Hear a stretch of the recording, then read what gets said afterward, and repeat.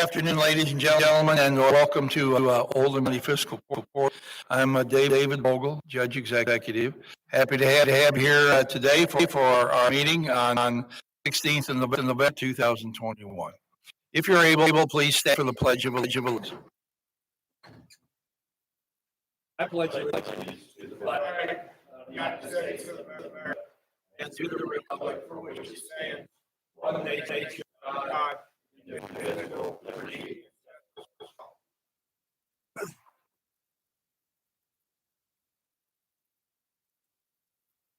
like to ask all magistrates to please turn your microphone on and sort of any that you have had some audio issues in the last few weeks, picking up everybody or not having mics on. So for everybody on, it'll make it a lot easier. Niece Clark, will you please call the roll? Magistrate Likens. Here. Magistrate Tice. Magistrate Woosley. Here. Magistrate Greenwell. Here. Magistrate Holmes. Magistrate Hawkins. Here. Magistrate Dye. Magistrate Logston. Judge Vogel. Having members of the fiscal court is present, this meeting on session. Is there a motion to accept the agenda? Second. Are there any additions or deletions? Hearing all in favor, say aye. Motion carried. Now let's go clerk, Denise Clark, to please read them from our last meeting, which was November 2nd, 2020. County Fiscal Court convened a regular meeting at 2 p.m. with Judge Executive David Vogel, Assistant County Attorney Tate Combe, and the following magistrates in attendance: Brent Likens, Wayne Tice, Kevin Slee, Steve Greenwell, Chris Hound, Stephanie Hawkins, Bob Dye, and Michael Michelson. Motion made by Magistrate Dye and seconded by Magistrate Logs to approve the agenda with the deletion of the second reading public hearing of the zone amendment for 1909 East Jericho Road and 441 Hoffman Lane, Parkside Estates. Motion carried unanimously. Motion by Magistrate Logston and seconded by Magistrate Hounds to approve the meeting minutes from October 19th, 2021. Motion carried. Magistrate Woosley abstained. Motion made Magistrate Greenwell and seconded Magistrate Woosley to approve the meeting minutes from October 27th, 2021. Motion carried with Magistrate Logston abstaining. Matt Rowe, Director for the Oldham County Health Department, provided an update on COVID-19. Motion made by Magistrate Hounds and seconded Magistrate Logs to authorize payment of the payables. Motion carried 5-4 with the following magistrates voting in opposition: Wayne Ty, Evan Woosley, Steve Mull, and Bob Dye. Motion made by Magistrate and seconded Magistrate Woosley to allow Judge Vogel to sign the proclamation proclaiming the week of November 7th through the 13th, 2021 Nurse Practitioner Week. Motion carried unanimously. Motion made by Magistrate Dye and seconded by Magistrate Greenwell to allow Judge Vogel to sign the proclamation to designate Oldham County a constitutional county. Motion carried unanimously. Motion made by Magistrate Lawton and seconded Magistrate Woosley to accept benefit renewal for 2022 presented and to allow Judge Vogel to sign all paperwork relating to the renewal. Motion carried unanimously. Motion made by Magistrate Greenwell and seconded by Magistrate Tice to accept DW Lane into the county road maintenance. Motion carried unanimously. Motion made by Magistrate Greenwell and seconded by Magistrate Hounds to use Grand Oaks Section 5 erosion control surety bond by 50 cents to $19,650. Been carried unanimously. Motion made by Matt Likens and seconded by Magistrate Woosley to hire the following employees to the maintenance department: Scott Woosley as maintenance assistant at $18 an hour effective 11/8/2021. Hunter Hamilton as maintenance assistant 1 at $17 an hour effective 11/8/2021. Kenny Randolph as maintenance assistant 1 part-time 20 hours a week at $20 an hour. Motion carried unanimously. Motion made Magistrate Lawton and seconded by Magistrate Greenwell to reappoint Dr. Clark to the Taxing District Board for a term to expire 11/11/2020. Motion carried with Magistrate Dye abstaining. Motion made by Magistrate Woosley and seconded by Magistrate Greenwell to appoint Dedman to the Henry D. Water District Number 2 Board for a term to expire 6/15/2023. Motion carried unanimously. Motion made by Magistrate Greenwell and seconded Magistrate Hound to adjourn the meeting. Motion carried unanimously. The meeting adjourned 3:17 p.m. You've heard the reading of our minutes from November 2nd. Is there a motion to approve? So moved. Corrections. Hearing none, all in favor, please say aye. Aye. Anyone opposed? Motion carried. Thank you. And now for public comment. That's the time during our meeting here. If someone would like to a fiscal court about a community issue, you're invited to do so. We allow 4 minutes to address the court. Any address would not be one that appropriate later in the meeting regarding other our planning issues. All right, seeing no one, I'm going to close a public comment. I would like to mention that Denise read that the last meeting we adopted Oldham County as a constitutional county. The proclamation involving constitutional county is listed on our website. Anyone can go to read that Oldham County supports the Constitution of the United States and all amendments to the Constitution. We're going to go on now to the first on our agenda today, and it's a fairly could be a fairly complicated one because we have bid openings for the different things: bucket truck, playground equipment, and for Wendell Moore, playground equipment for Peggy Baker. We received quite a few submissions here, and so we're going to try to handle them with as much aplomb as we possibly can. All these submissions are in that court, so it takes us a minute to do that. All right, this first one has to do with the bucket truck, and that is from Custom One Source. The bid is $160,999. The name again, Judge? Custom One Source. Have to. Yep, envelope.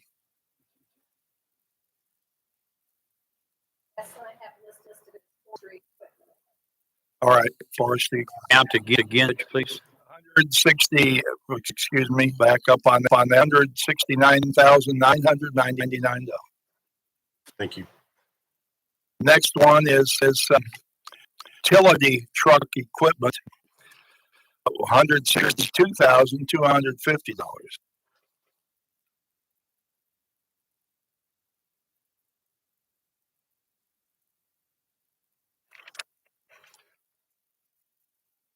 And these are international trucks, all of them. Correct? Supposed to be. That's your green one, well, or are they Supposed to be.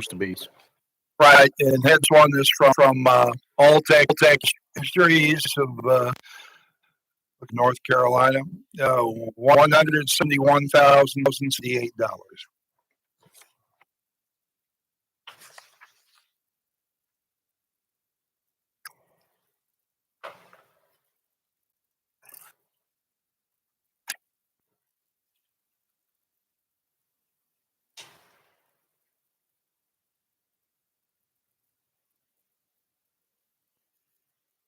Now we'll do the playground equipment for Wendell Moore. We have 5 different companies submitting. To get the sense, this is going to be a challenge here.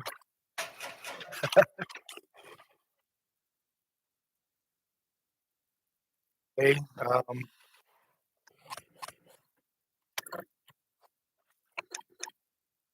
This is from, excuse me, Miracle Recreation. And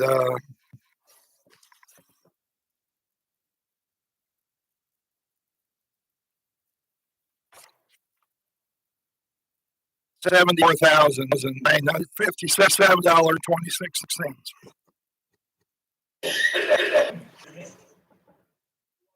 Number again.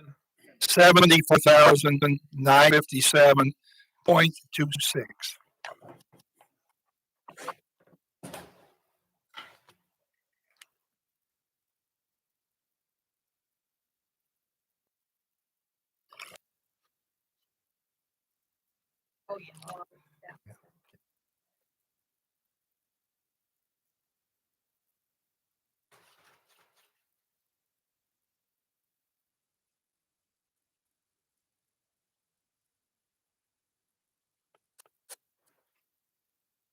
This from Play Pros.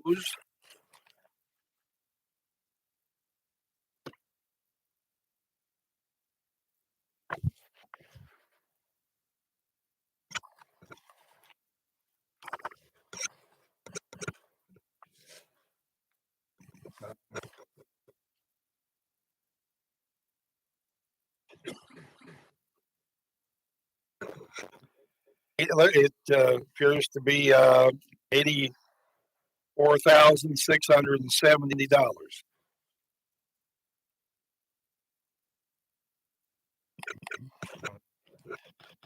Make sure I've got right. Thank you.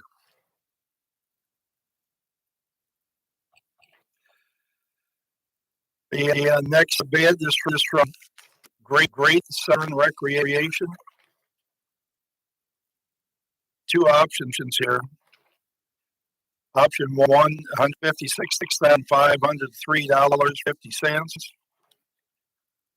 Option two is $193,910.15.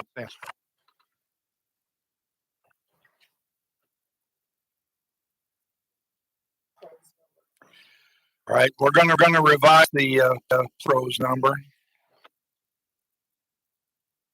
There are a lot of edges in these pros, so Play Pros is $22,043.60. $122,043. 122,043 and 60 $122,043.60. Great, thank you. The first one right. Okay.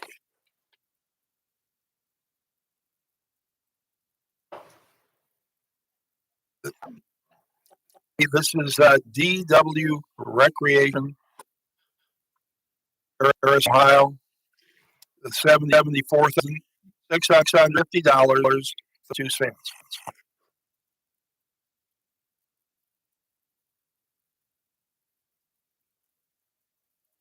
Bluegrass Recreation. Bluegrass Recreation.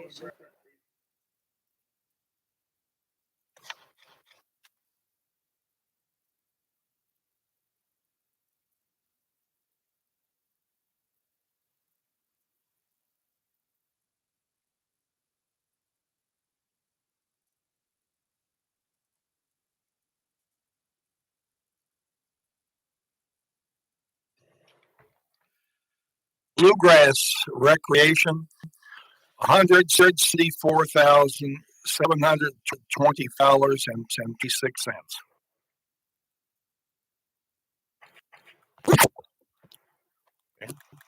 $100,000. Some Given a for the apples to apples there. We'll find out. Thank you.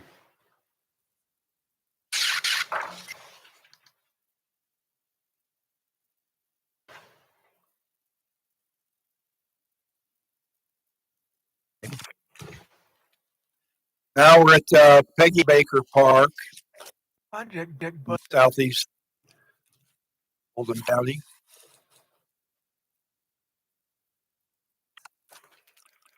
I think we have the same six bidders.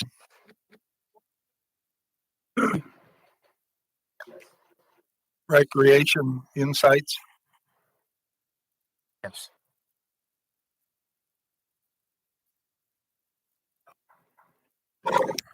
First here is from Play Pros, $68,630.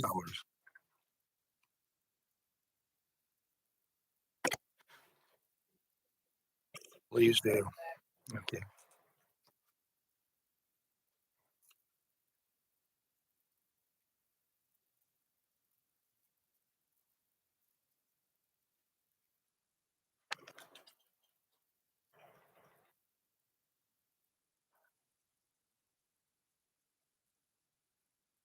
This one is called Kentucky.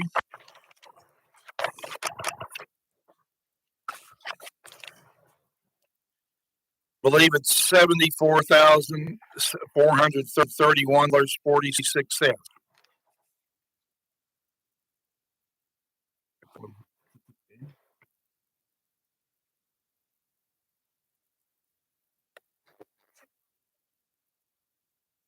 was option one.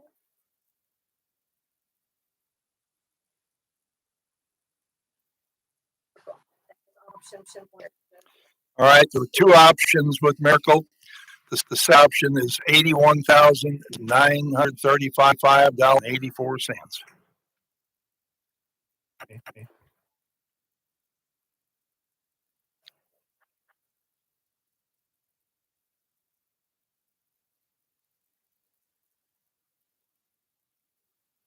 DWA Recreation, $74,841.06.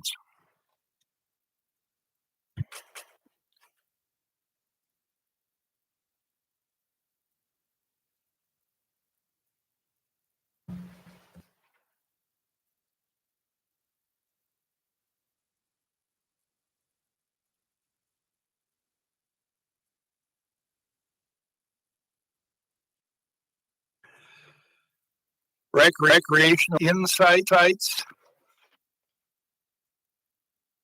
There's to be a flat $75,000.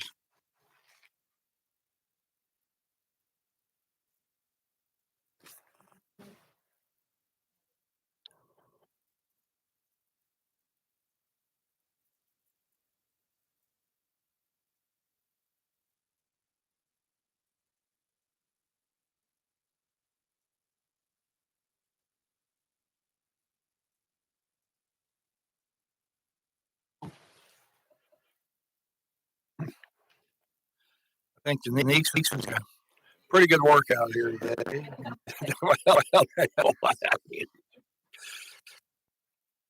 These aren't packages.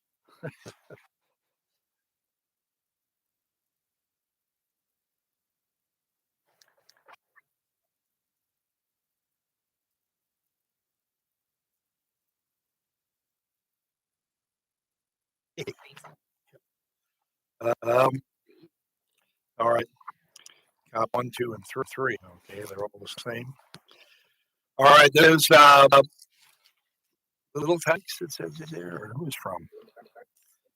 Bluegrass Recreation, $71,631.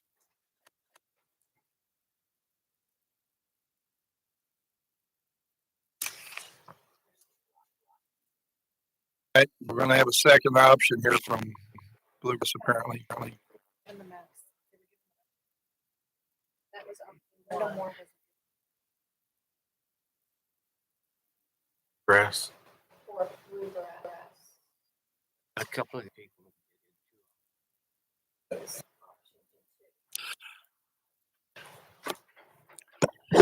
Option 2 for Bluegrass, $74,527.95.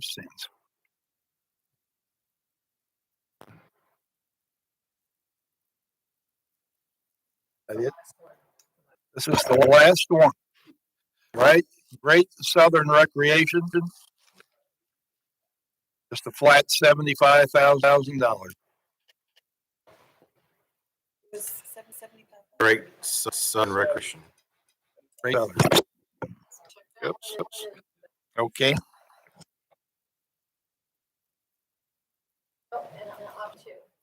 There's an option 2 in here. Okay, sorry.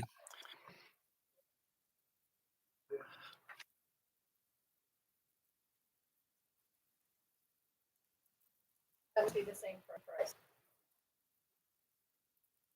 Same price. Option 2 is the same price. Okay. Easy enough. Sheets here don't have option 1 and 2 on them. So.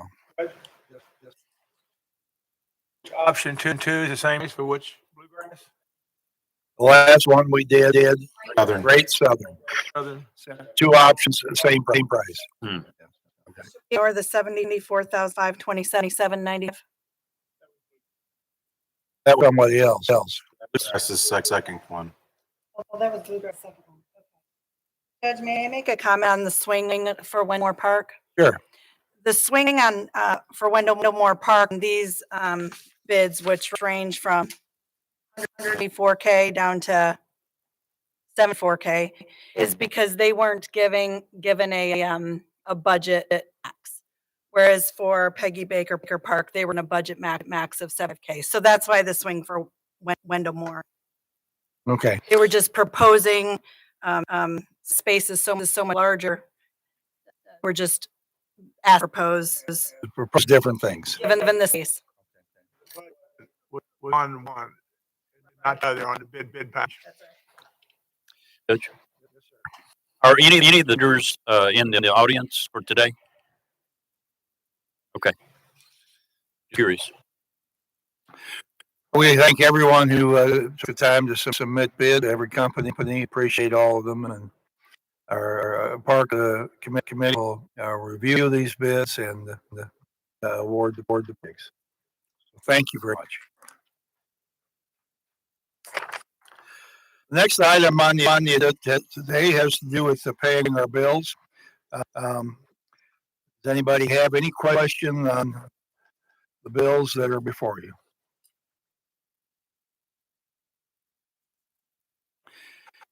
Motion to approve.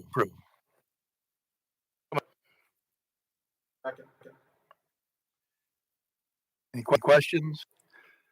All in favor, please say aye. Aye. Opposed? Motion carries. Thank you. Now we have under county administration, item 2, surplus property for the sheriff's office. Melissa will review that with us.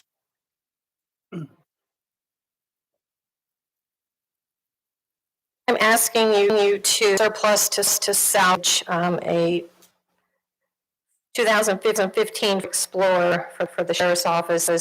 That was damaged in an incident on August 12th.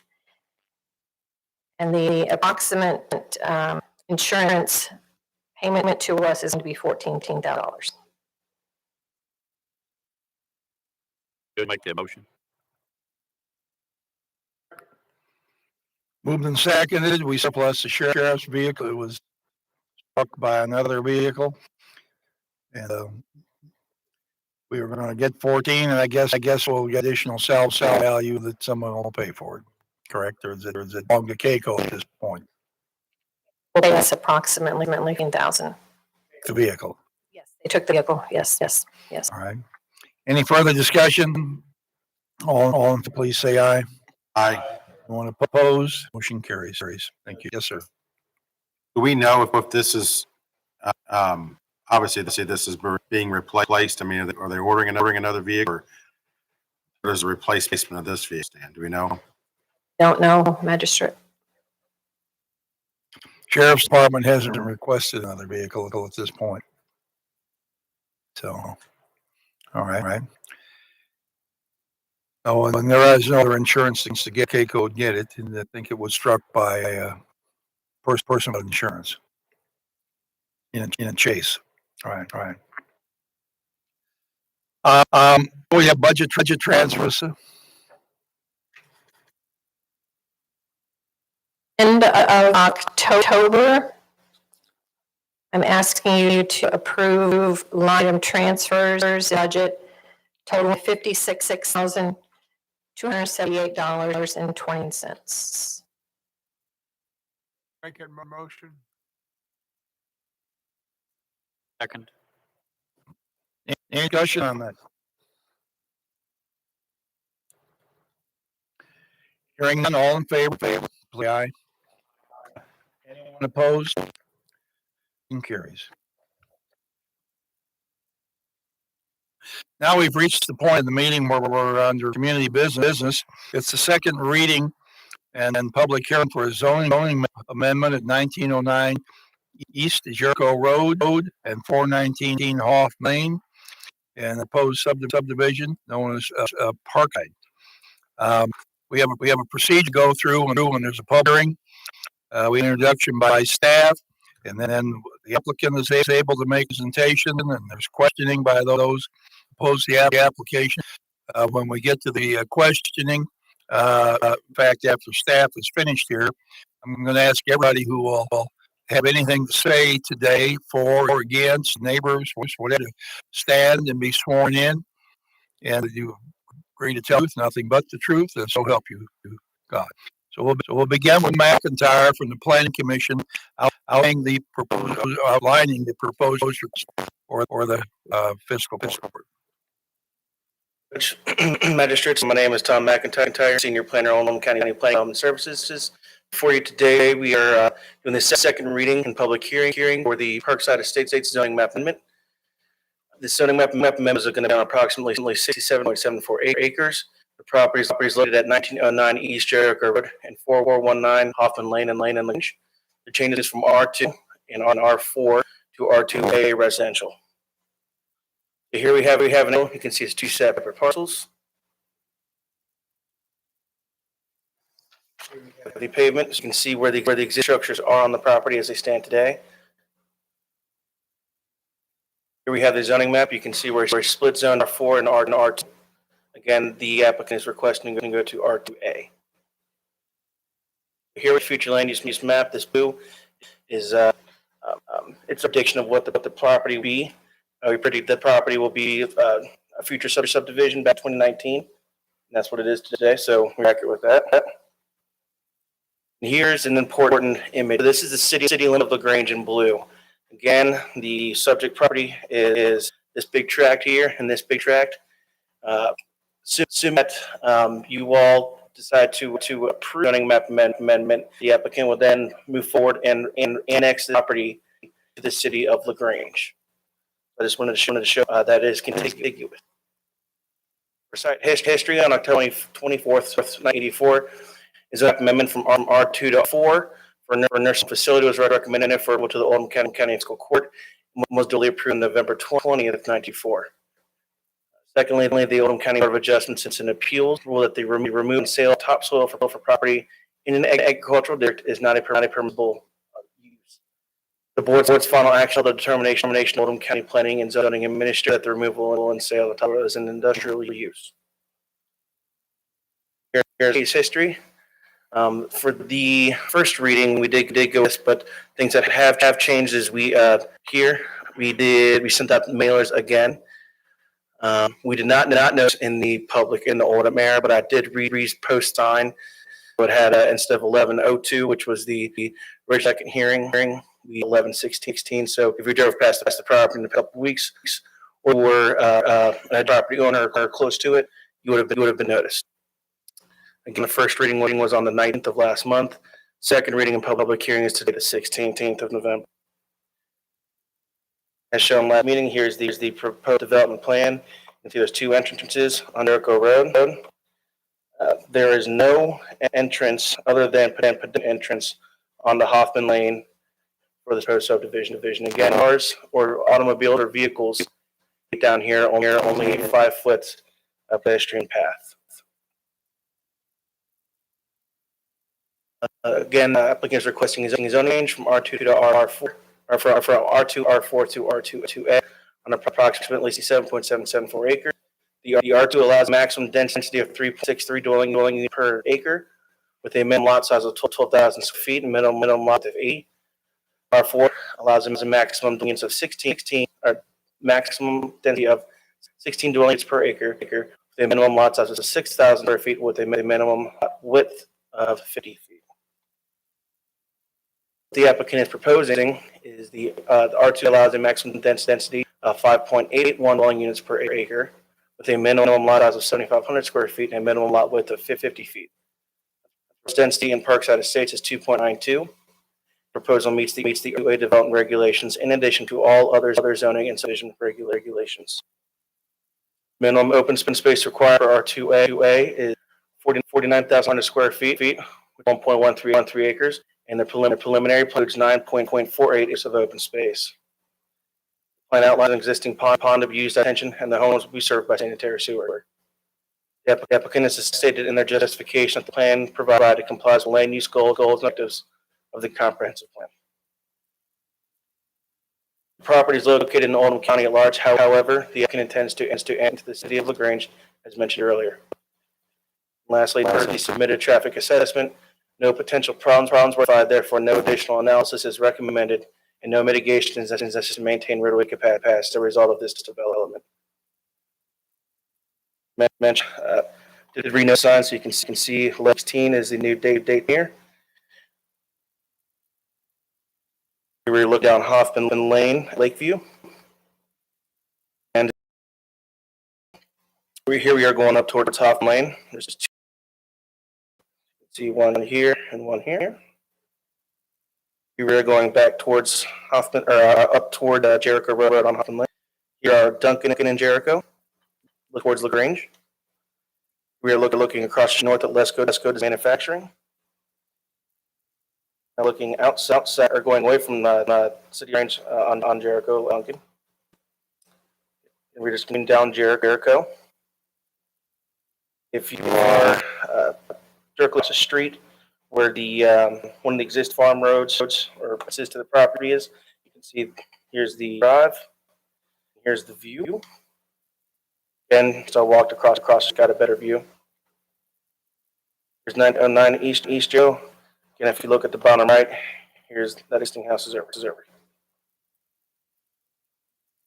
Here we're at the Chillowitz, looking down Jericho Road toward LaGrange. Looking in towards the apartments. We're at LaGrange Church at Jericho Road. And again, an applicant has been filed by Jaguar for the approval of a zoning map amendment on approximately 67.4 acres. The property is located at 1909 Jericho Road and Hoffman Lane. It changed from R2 and R4 to R2A residential. I do have one ad here. I believe it was Matt Tice had asked me earlier about LaGrange Acres, and that was developed. So I did look into that. This division was developed in either 56 or 57. So, and his main question was, why is this R2A with 80-foot wide lots, but then R2A here with 50-foot lots? This was the 80-foot lots 10 years prior to any zoning that was in the county. So when zoning did come into the county, they assigned it R2A. It's always been R2A since the get-go. So it's just kind of how it didn't happen post zoning. It happened pre-zoning. Hope that was able to answer any of your questions. Sorry? Anybody have any questions for Mr. McIntyre? Measure Greenwell. Thank you. Tom, did I see in one of those pictures that there was a barn on the property? I did see the house, but did I see a barn up there? There's a barn right here. There's also a house over here. Picture you're referring to? Can't see it. I can't see. And there's a couple barns. One of these is it? One house that will remain. That was Right here. There's a house right that will remain. That's going to become part of the subdivision. So it's right in the middle. And this is the house that comes off of Jericho, that long drive. So it comes down here. And then I can show another picture of that house.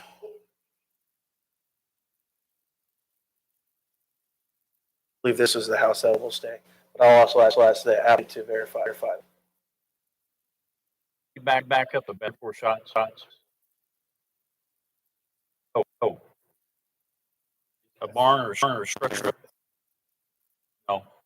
There. Yeah, this Let's Go Design and Manufacturing. Okay. Yep, All right. directly across. That has nothing to do with this project. But it is a J.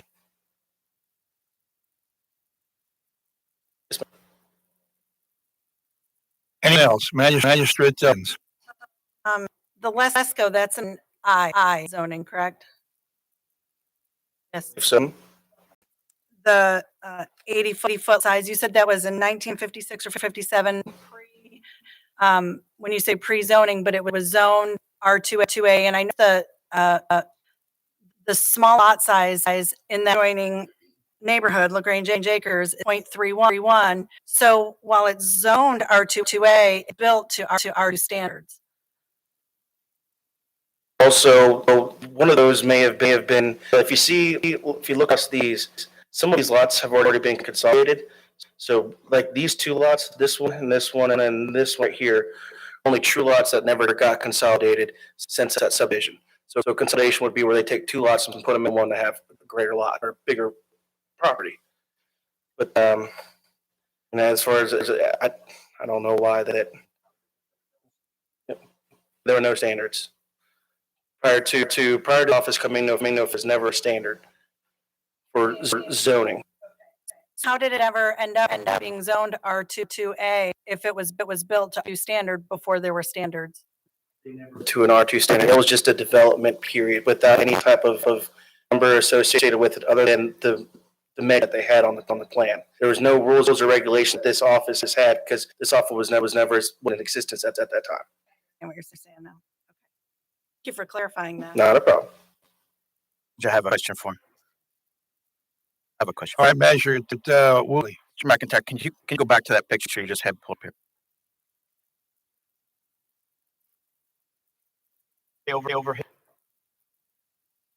Overhead. In one of these pictures, the site picture? It's the property development over top one. Nope, keep going. That one. There's a creek that runs somewhere between the existing development and this property that feeds into a city park. Can you identify the creek line on this map? Floods actually quite frequently. Oh, well, it's going to be this right here. I wanted to make sure that was outlined here. What's the plans to build around the creek that's there? For that question to the applicant. And then also to supplement that, this based on the subdivision plan, so you can see how there won't be development over in that area. Here's that existing pond. Here's where the pond should, or the waterway should. Thank you.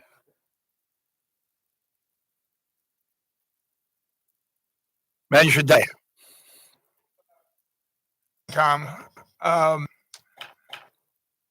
say the detention basin on here, correct? That's correct. They're going to be using this existing water feature as their detention. Who's going to maintain that? That question to the applicant. Yeah, it'll be the property owners or the HOA, but also ask. Of an HOA and the 99 elements.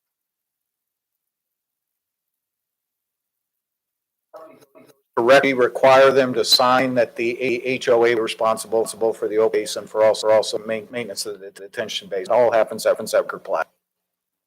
You put that's when you check CCRs. Yeah, when we record the record plat, we carry that over there and record the deed restrictions in that state that says that they'll be responsible. Mm-hmm.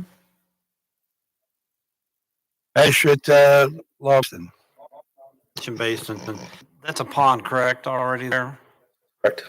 Water now? I do not know that answer. You make it bigger. I mean, I'm just expanding. They're going to expand now. Worry about water runoff. Measure ties. Let me go back to Sneak's question. If Grange Acres was built for planning and zoning, then given the size those lots are, why planning and zoning assign them an R2A versus an R2? Question we can't answer because the staff that was here when they assigned it. Let me take a stab at it, and I'm guessing because that again was just done when planning and zoning first came into county. Every property in the county was assigned a zoning classification. And Tom pointed out that there are some original lots that are smaller. So all of those were probably platted as being smaller lots. Said, well, let's put it at this zoning classification. Though some were consolidated and made larger. So we really explained it any other than that because again, it was all before it came in the county and there were standards. That makes sense. Thank you. And I got one other question, and now I'm gonna have it on it. Can't think what it was. Anyone else? Thank you. Now, I'd like to before we begin listening to the applicant and those in favor opposed, but everyone who expects to speak here today, please stand at this point. Raise your right hand. Do you solemnly swear to support tell the truth, the entire truth, and but the truth? So help you God. All right. Thank you. It might be noted that anyone who speaks here leaves before the hearing, or at least giving anyone who gives testimony is not here to be questioned about their testimony. Their testimony will be straightened and not taken into a court. If you speak, you got to stay and be able to respond questions. Now I'd like to ask I guess, Ms. Barry Baxter, the applicant's legal representative, to step forward. Barry, you'd have 50 minutes. Thank you, Your Honor. My name is Baxter. My address is 117 West Main Street here in LaGrange. I represent the applicant, Jago Homes. I have with me today representatives of the applicant. I have engineers from Minda Scott, and I have traffic engineer, Diane Zimmerman, who is also here that can answer questions that you all may have. First of all, I want to thank you all for agreeing to table this. I managed to pick up a rather nasty case of breakthrough COVID, so I was not going to expose you all on 11/2 to my disease. I got out of quarantine one day last week, so I appreciate you moving this to today and accommodating me for that. I do want to explain briefly why we are here and why we are not in front of the city of LaGrange. My client has a contract to purchase this property, and the owner of the property has agreed that as a condition of the sale, that one of the things that would have to happen is that there would have to be approval of a development plan was done by the commission, and there needs to be the zoning map amendment that's necessary in order to do that. If we proceeded to ask the property be annexed, then the property ends up in the city, and if the city were not to approve the zoning map amendment, the owner of the property would be stuck in the city paying city taxes on what is essentially farmland, and they declined to do that. It is my client's intention, if you all approve this zoning map amendment, to immediately proceed to ask the city of LaGrange to annex property into the city.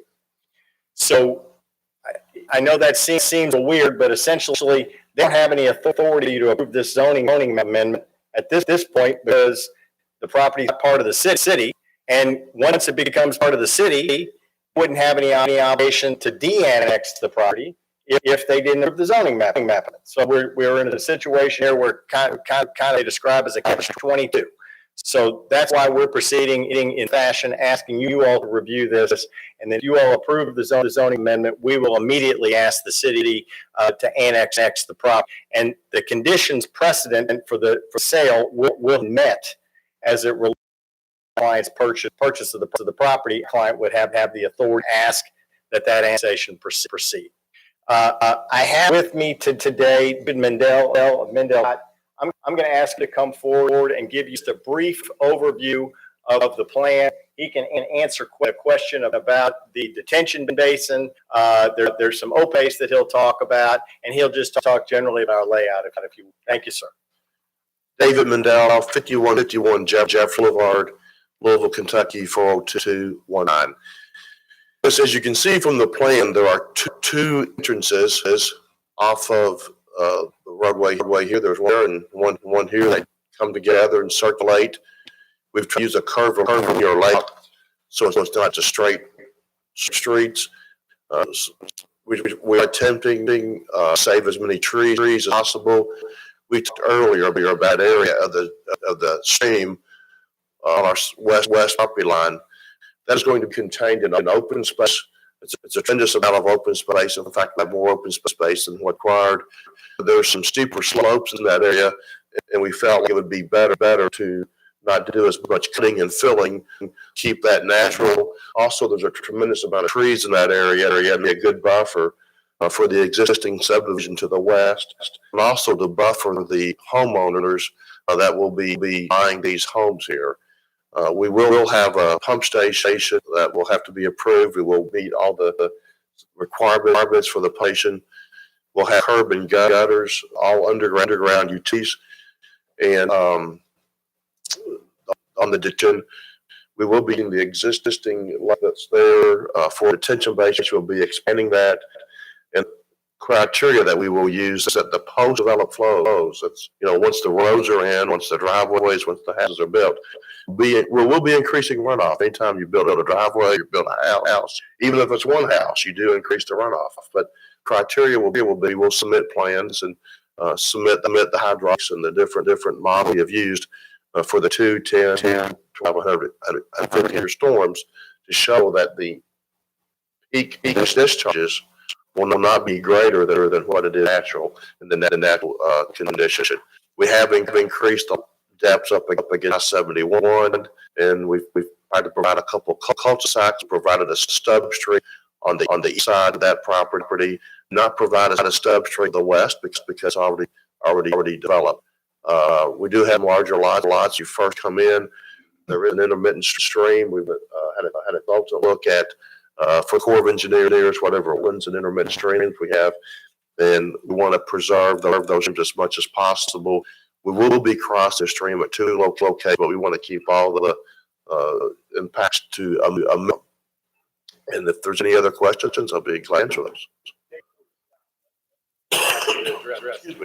Address a couple of things. The existing house that is on the property will be contained on lot. We're maintaining existing house.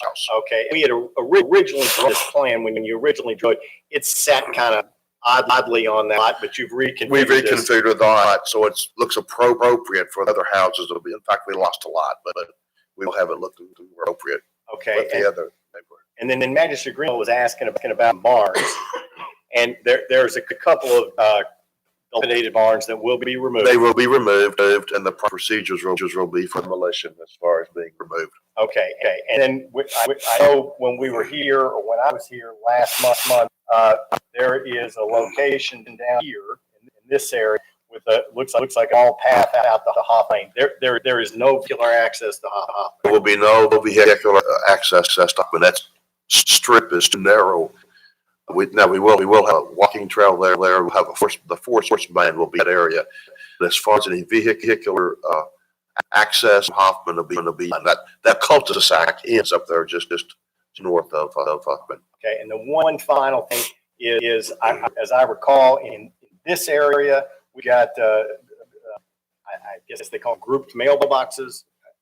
There'll be a gang of mailboxes there for the subdivision, so we'll have individual mailboxes for the lots. Okay. That's something post office now requires pretty uniformly. Okay. All right. Thank you. I appreciate it. Ms. Zimmerman, if you don't, could you come forward for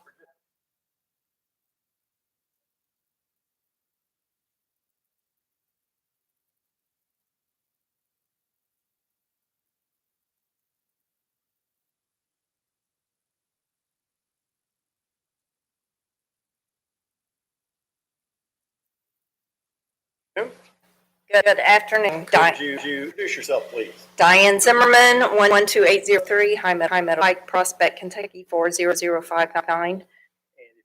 Tell the members of the fiscal court, I'm sure they do before, but tell them generally what you do, what's your role in this process. I'm a licensed professional engineer in the state of Kentucky. I have 33 years of traffic engineering and transportation planning experience. I have previously served as Oldham County traffic engineer from, I think it was 2000 to 2012 or 2015. I also served Shelby County traffic engineer and as well Nelson County's.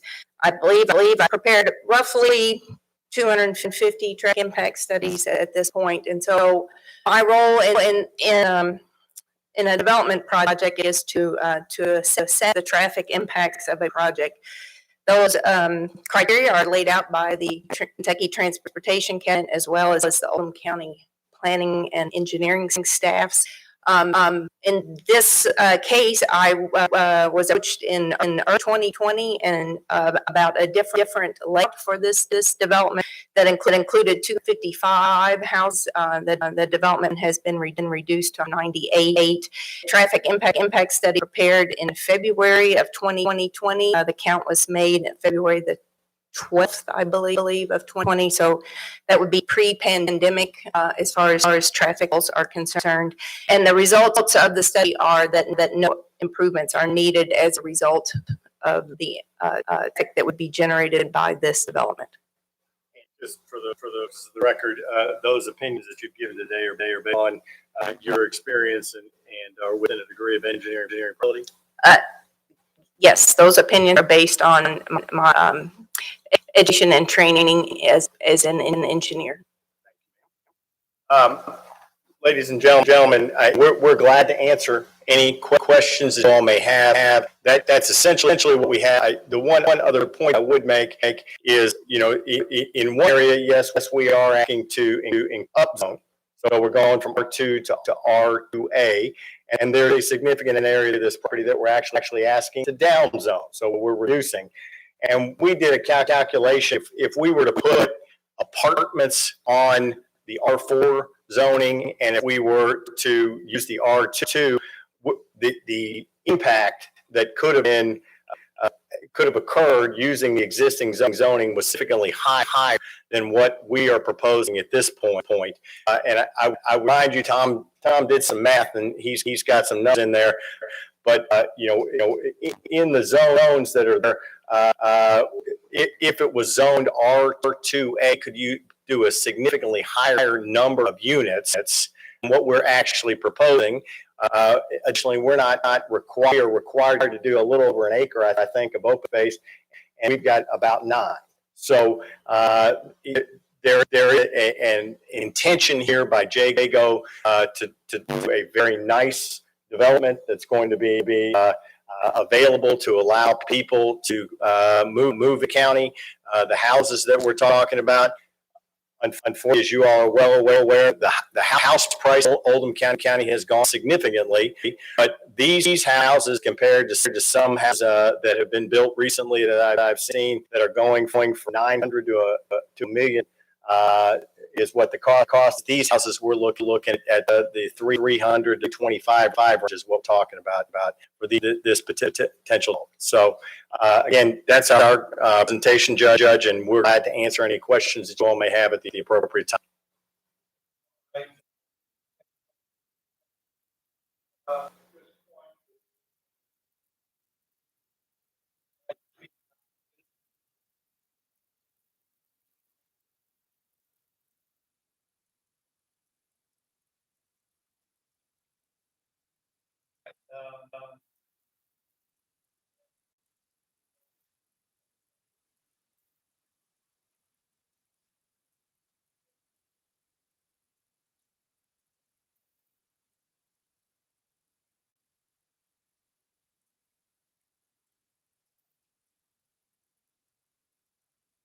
I'm Jim Allen at 2030, we're on 1416 Oldham View Drive.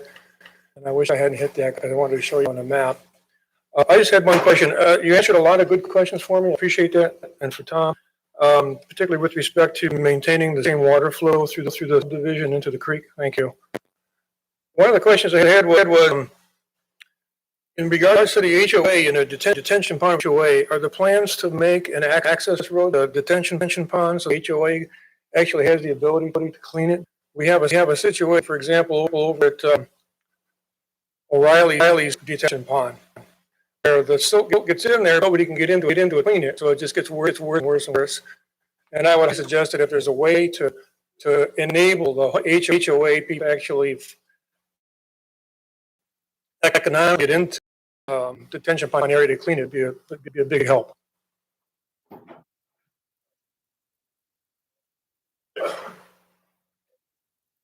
This is Manuel home, so I'll let him answer that question. Comment I did make, and I can't remember. I think it was Mr. Dyke, could have been Magistrate Logston, asked about the HO asked about how the detention basin maintained.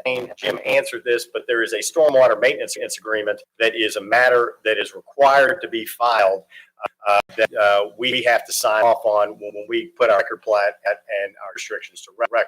That's a requirement. They won't let us put it through if we don't sign the stormwater maintenance agreement. So but I'll let you answer. My name is Manuel Ball with Jago Homes. I live at 6065 Roy Wells Road, Owensboro, Kentucky. To answer the gentleman's question, yes, there would be access to the detention basin for any type of maintenance required. We do that in all of our communities.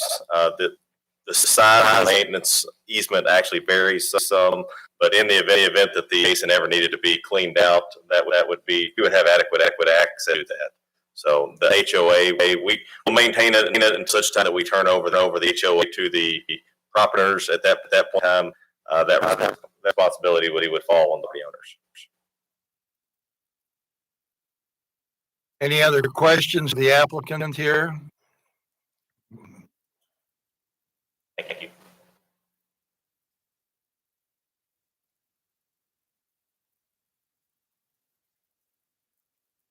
Hi, good afternoon.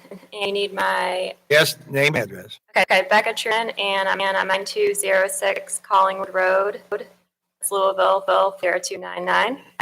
And I stood up. I was going to testify, thinking that you were asking everybody who was going to speak to do so. I figured I would take it while I've done so. So I just wanted to remind everybody, and after having a chance to hear you all talk and present, that this site is in the headwaters of our Curry's Fork watershed. So again, just a reminder, this is a priority watershed. That these waters are federally listed as impaired, which is how the county is able to bring in money to help support improving the health of those streams that we have here. So I'm happy to talk with you all and work with you all further, but just reiterating the importance of protecting the streams, making sure we have a buffer there. I really appreciate hearing the trees and the open space. And I wanted it on the record that these are our priority streams, and the health is important, and it will affect the rest of the watershed. All right. Measures. Becca's our watershed coordinator for the county. What do you recommend and around the detention pond and around the stream buffer zone be? And is there a current county ordinance that would that helps you determine that, or what's the recommendation? I'll refer to Jim Silliman, I think, on specifics for the county recommendation, but in terms of recommendation as watershed coordinator, the more buffer we can get around those streams, the better, to help improve both the reduce quantity and improve the quality of the water, making it to streams. So having a buffer, and when I say buffer, I mean these vegetation roots in place to help slow down that water that's contributing to a lot of erosion and sediment. As well as providing habitat for wildlife, which is really critical. In terms of actual numbers, I don't know what the county, looking back at Jim Silliman, I know exactly what the county has ordinance. From our environmental perspective, 50 to 100 feet is really would be amazing to see, but I don't know what the actual number is. 200 feet before building anything on each side. And that's to protect the watershed. It is a area around there. I think even outside of where the actual river runs through it. You're going to have a floodplain there, so having that there also really helps as the water level rises. All that off comes through to provide space where you don't have to worry about damage to property and people being concerned about property maintenance.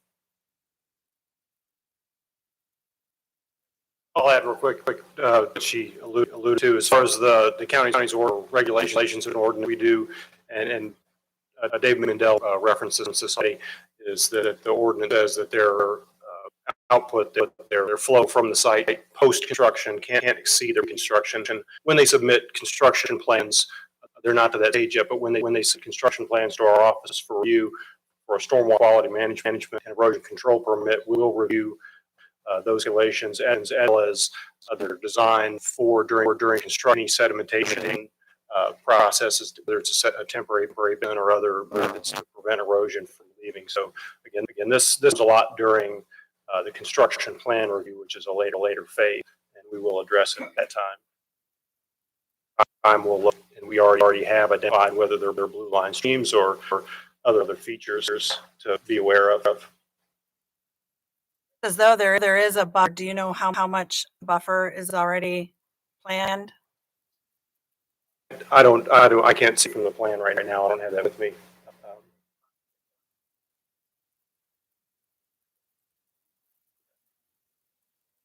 Now, that may be landscaping buffer from the planning and zoning standpoint, not a stream buffer, so. There are various we'll look at when, again, this is gonna come through construction plan review at a later date. I think we'll let our applicants conclude their presentations before we question staff any further. Okay. All right. Any other? Okay. We're in the statements. Just a minute. Okay. Applicants opposition to. Is there anybody else who or anybody that wants to make comment on this who's not a staff member here, but yeah. Now, Barry and your clients, you can go on. I think we're probably going to conclude here as far as the presentation and go let the court ask questions. And just a second, doesn't seem to be enough. Any opponents here who want to speak? So, George, the comments as far as the stream buffer, we will ban a stream buffer at least 25 feet, if not, on that intermittent stream. We've engaged a consultant that will be preparing the submittal to the U.S. Army Corps of Engineers, because the major stream that parallels Jericho and then it turns at Jericho, then goes towards the interstate, that is an intermittent stream. And the Corps has jurisdiction of intermittent streams. And also we've identified some small wetlands on the site. And the Corps also have jurisdiction on those wetlands. Now, basically what we try to do, we're only going to cross that intermittent stream twice. We don't want to go back and forth across it, because number one, it's very expensive to cross it because of the watershed. So we want to be sensitive to the watershed, and we also have silt and erosion control, make sure that the erosion and the silt stays on the site. But that plan, once we have approval and we start the construction drawings, like Jim mentioned, we will have to get a permit from the court, and then depending on how we pipe, or we might even span two streams can. We don't know yet, but we will have to meet all core requirements and specifications before we can lead with a set of construction, before we can proceed with construction. all right. Thank you. All right, Barry, do you have any other questions, or not questions, but comments, or any presentation you want to make? Your Honor, I just will answer any questions you may have. So, all right. Staff raises a question, so we'll be glad to answer All right, that. so you've concluded your presentation. Okay. All right, I'll conclude the public comment portions now and go to the fiscal court. And first of all, I'll ask is a motion that this subdivision be approved. Zoning needs to be approved. Sorry. Ordinance that's been approved for the zoning.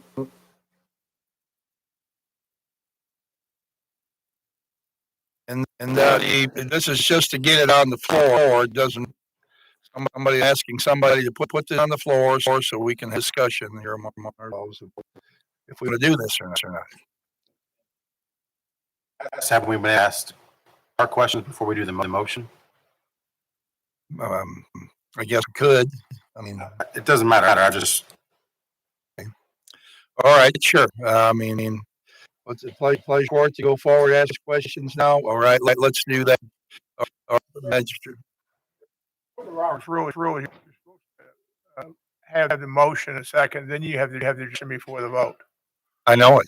That's what I was trying to do. You were saying it the other way. I'm sorry. That's what I was trying to do. You know. Well, yeah, we could do it another. So. Aren't we? So, The hearing portion. We're still the hearing part has been closed. It's now up to the fiscal court to discuss this, the questions of the staff or the applicant to clarify points that qualified. Those junior magistrates, they don't know anything. The only reason I'm just saying that there maybe no one wants to make a recommendation at the point that it be approved without further discussion. Or seconded. Even if there is a recommendation, it doesn't mean that the person is going to vote for or against it is putting it on the floor. All right, so Why don't we follow the Roberts rules? Is there a motion that this zoning change be approved? So moved. Is there a second? Right? Who's on the floor? We have questions. Magistrate Logston. I'm sorry to keep harping on the retention basin, but water runoff. We have a lot of problems with divisions where they fill in the ditches but I got a question. My biggest question on subdivision is, if the pond is already full, where water, when you develop the land, where's that excess going to go unless you build the pond bigger to hold the water until it can let out easily, instead of flooding downstream. It just seems like county continues to grow.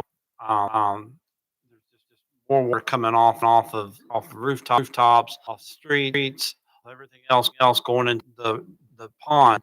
I don't understand where the water is going to hold unless you make it bigger. And it also looks like the pond water doesn't run upstream.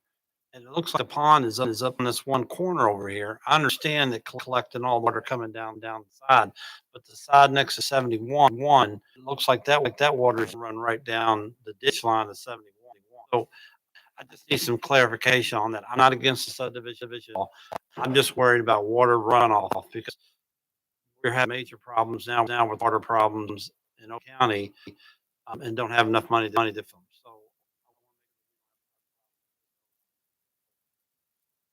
Magistrate, I'm going to have Mr. Mendel come forward just a second. But before I do that, Mr. Sullivan, if you come up here for just a second. Sorry to draw you in from the back of the room.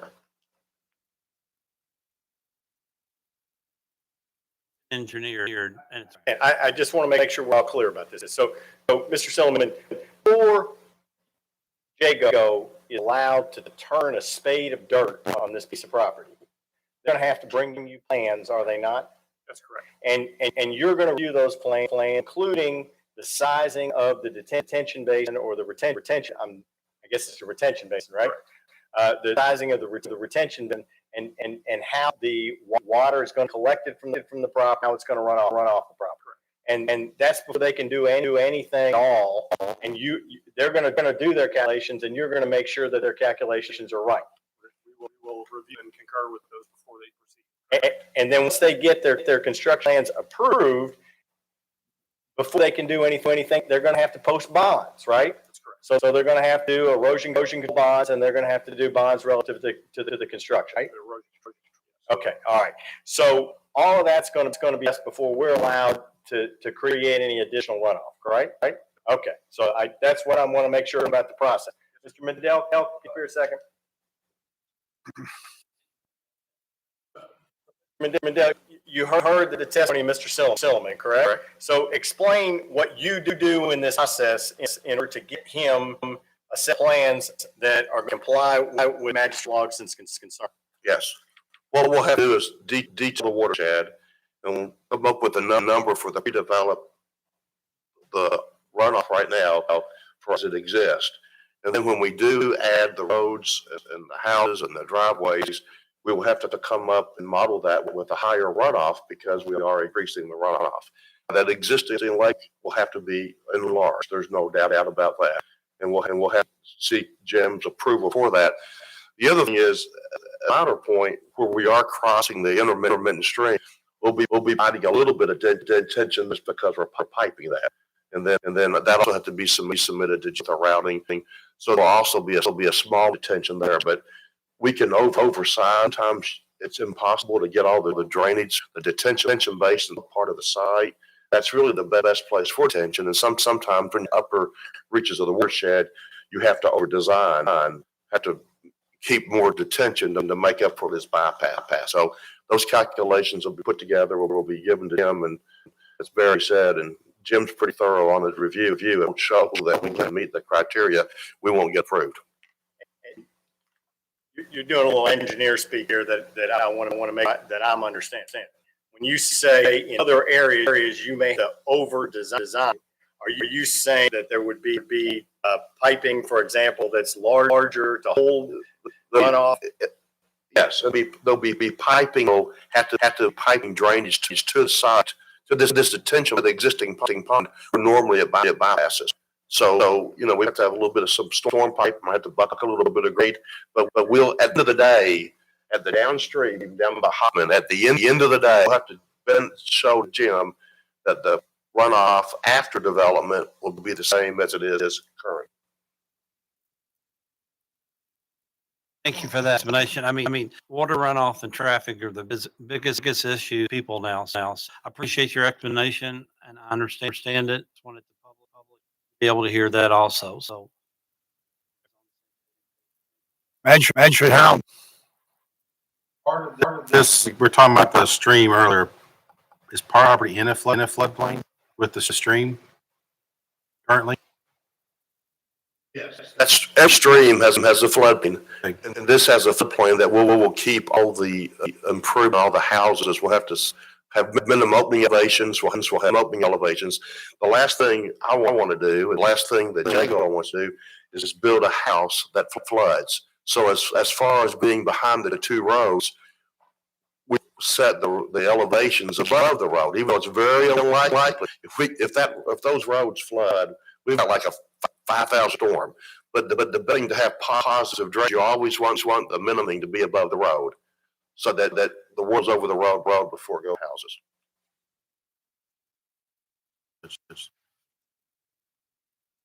Magistrate Greenway. David, we done back these. Hard to keep walking, but this is in my district, and 10 to 15 years ago, I answered a complaint down there about that pond, about it had a beaver dam built in it.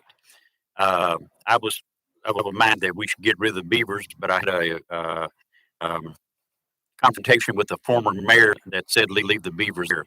Are there any beavers there now? I didn't see any beavers when I was there, but there could I mean, I didn't do it in-depth search for beavers. I know beavers are even in some pretty urban areas. We had one just a couple years ago, that everything was developed in a 1,000-acre watershed, about 5 acres that was left, and lo and behold, there was beavers. So, and I know years ago on I-71, there was a lot of beavers there. So in fact, yeah, and they've impacted the stream, but I didn't see any sign of beavers, but it would not surprise me if there was beavers. Move out, so it's moving pretty fast. Yeah, pretty thing in 10 years about them. You said there was going to be a access road for the detention pond, and will that be a surface road? It'll be just access, be smooth. These detention bases really need a lot of maintenance. Of course, the grass needs to be cut, and so it'll be a hard surface road. It'll be a low area that can be used to gain access. It'll be easy to gain access. Okay. And back to the barns. You said they'll be demolished. Is there any chance that there's any contamination in these barns, like fertilizer or? There'll be an environmental phase one will be conducted, and I don't make it. Has it been conducted yet? Yeah. Normally, the lender will have conducted an environmental phase one before they'll end, and so that's going to be done, and they'll be looking for any diesel. They'll be looking for any kind of hazardous material, oil and things that are buried. But they'll search the records for Oldham County, the site, and look at old aerial photos if they see any propane tanks or things of that nature. That's pretty common when farm like this. You have an environmental phase one. Thank you. Okay. About the beavers. We don't believe there's beavers in this lake or pond, but there are beavers across Hoffman in that swampy area in between us and the park.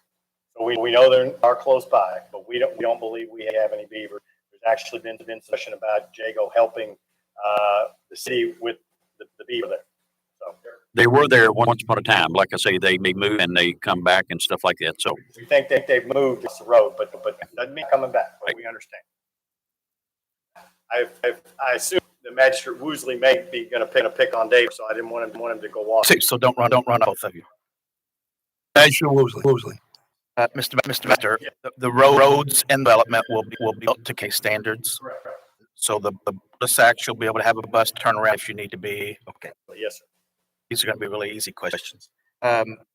We heard earlier that the desirable setback for the creek is 50 to 200 feet. You've already proposed 25-foot setback. Would you be amenable to change that to 50 or 40? In some places, we'll even have more than that. Concern is 10 years down the road, there's going to be somebody going to put a shed back there that's going to store gas and more. It's going to flood, which will eventually leak into this. And I was looking at the rear lot, as far as where the house would be or any structure, we can agree to that no structure would be closer than 50 feet to the top of bank. And I would be in favor of adding binding elements so that way it's in there. Because I was thinking from rear lot line, and these lots are so deep, you have a rear setback, but no, there's no problem having the minimum distance to the structure would be 50 feet. That would be agreeable to that. And I think in most cases, close to 100, but. You said earlier that the estimated price range was 300 to 325.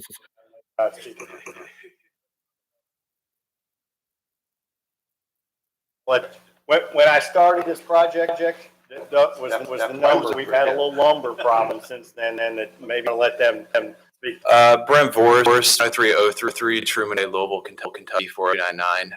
Yeah, when we started this process close to a year ago, we were targeting the mid 300s as far as the price of home, low threes to on up to 4.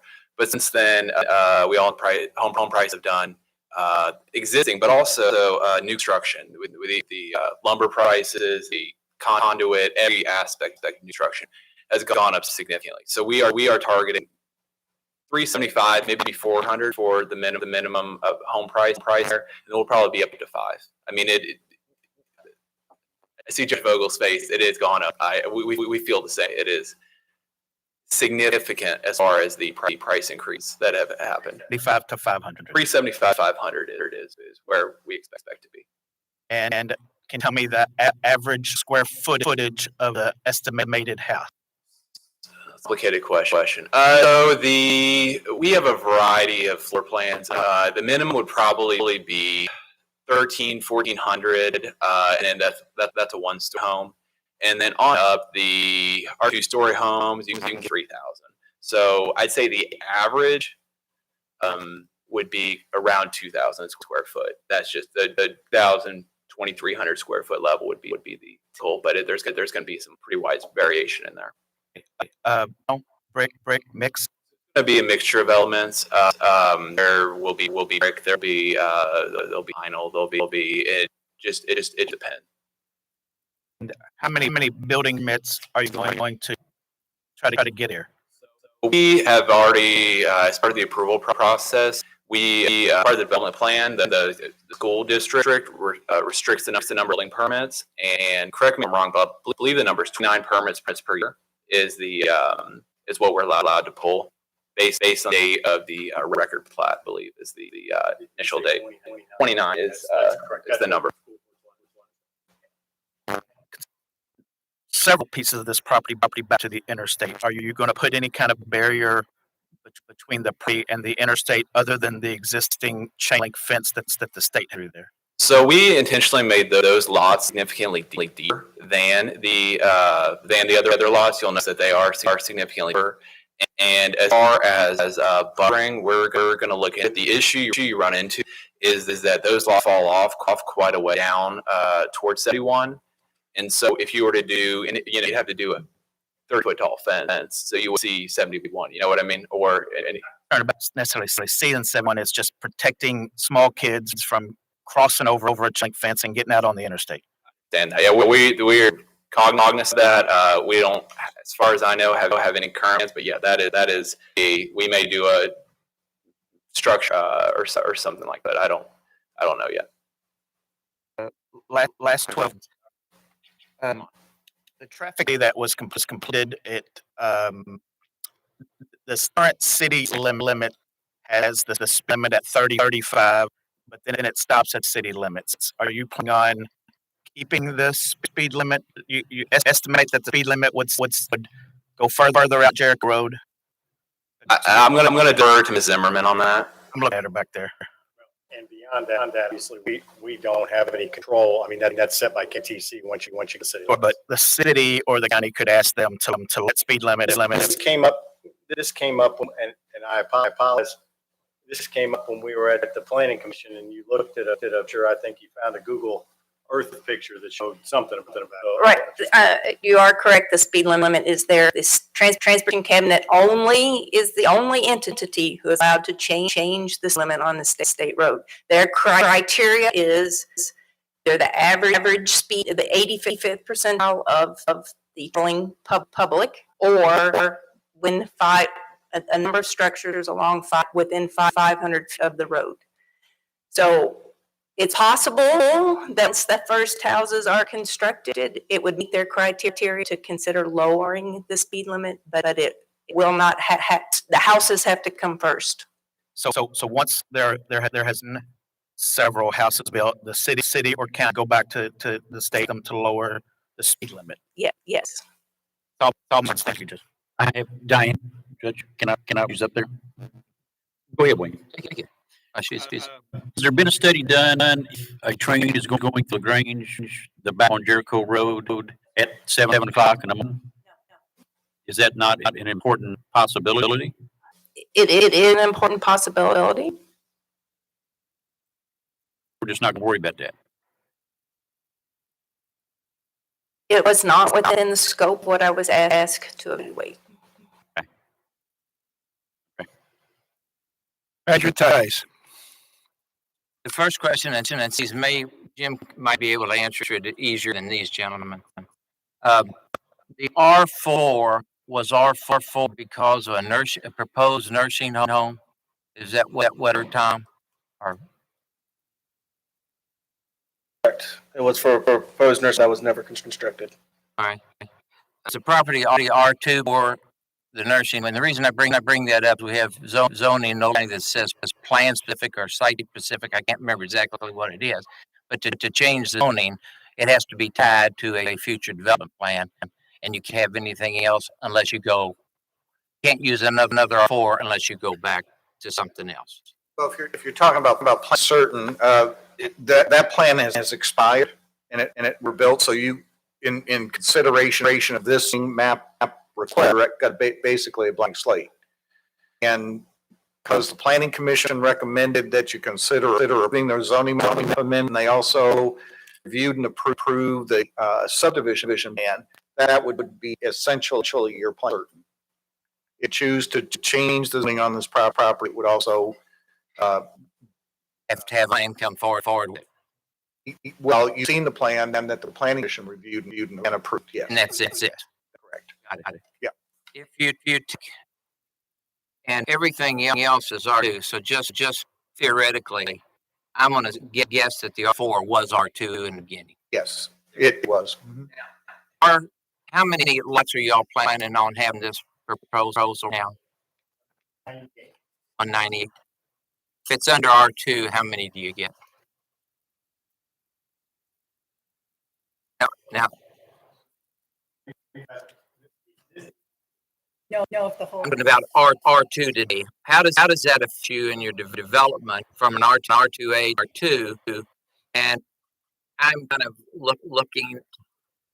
It's max on one, you got to say max on the other. But how many extra lots would it affect you all if you just kept the R2 and we took the R back to R2, or you developed on an R2? Well, math real quickly. If you have 67 acres in this plan, and let's assume 9 acres remains an open space. So you track that. So now you've got 58 acres left, and the density is about 3.6 units per acre. I don't have my calculator, but 3.6 times 58 would be the city you'd have in R. That's what is it? 3 point now? 6. 58. I calculate there. 3.6 times 58. Be average density 208. Yeah, that's how many units you could get. Again, subtracting out the 9 acres for that stream cord. And again, just rounded out mathematics, 58 acres times 3.6 is 208 units. Proposing how many today? 98.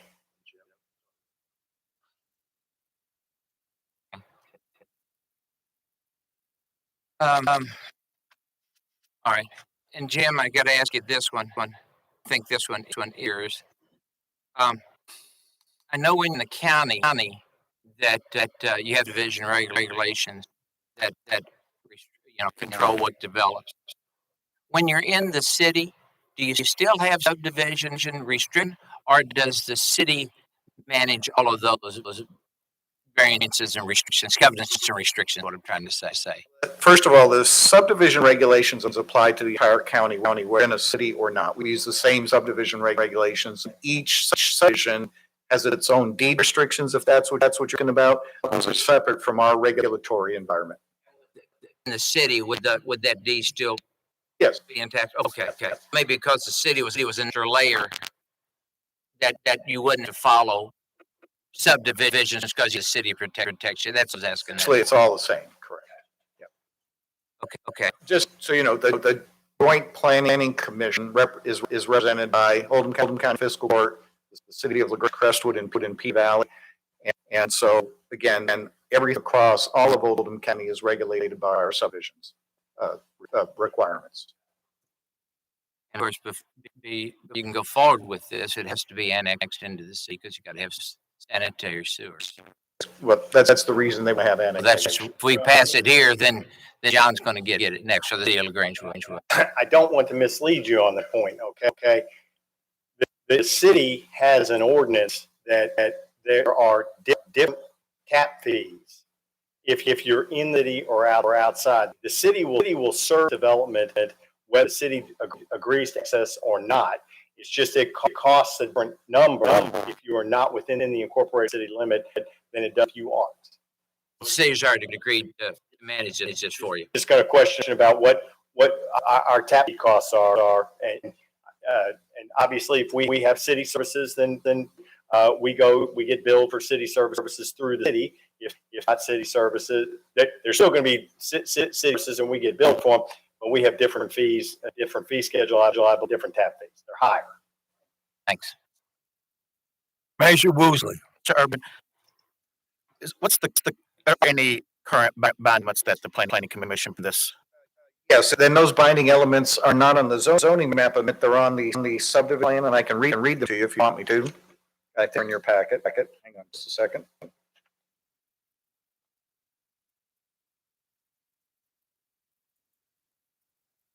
Had my finger on them before, and now I lost it.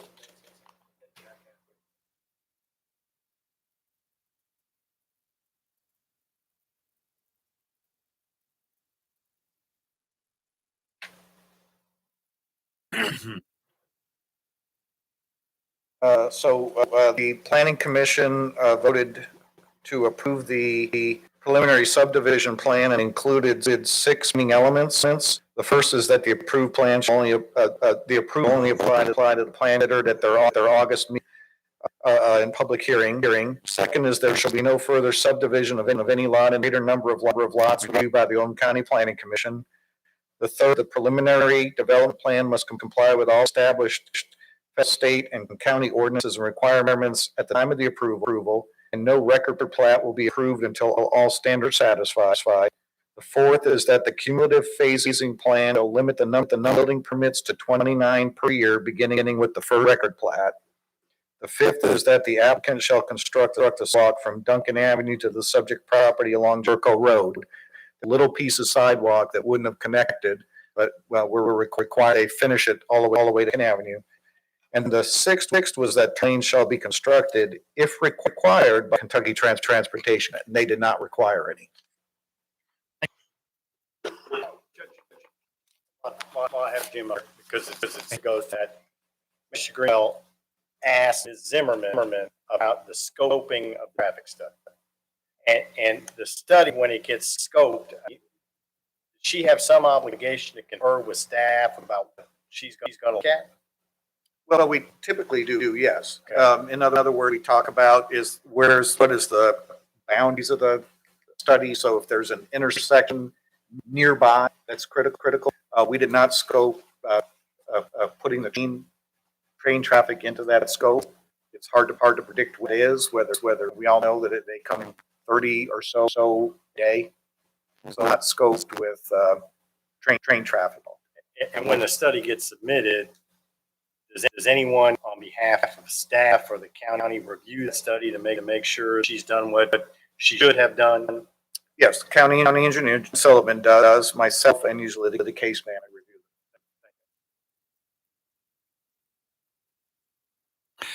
Man, should I have two short questions. I'm not exactly sure who to address to, so I'll say the question. If whoever wants to jump up and answer, it's fine with me. There's 198 lots and building permits a year, so that's sold out of about 7 years. Is that about right? Math is correct. Are you all going to build this in section?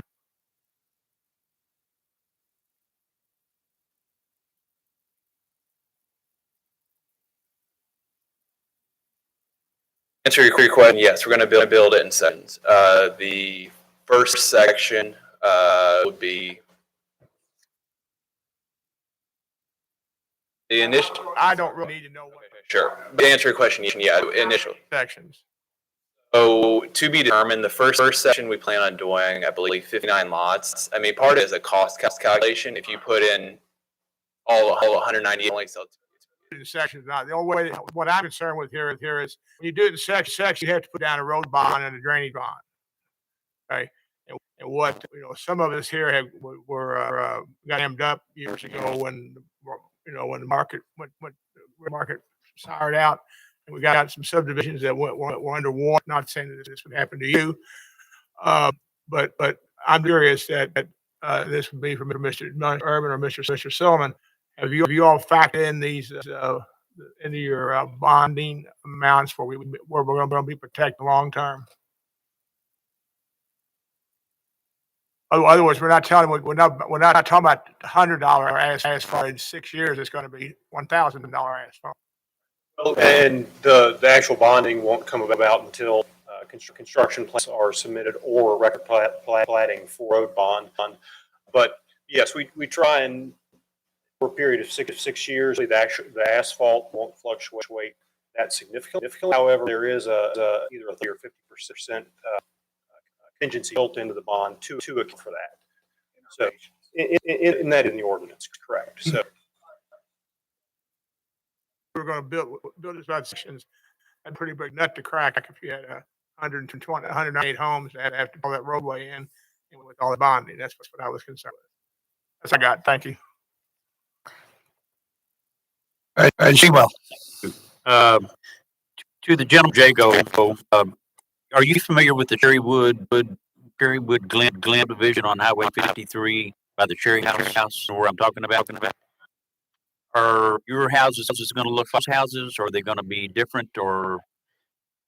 This is part of the presentation we had. We could show our homes. I suggest if you get on our website, jagohomes.com, we have a Brooks Estates, which is in Jeffersontown.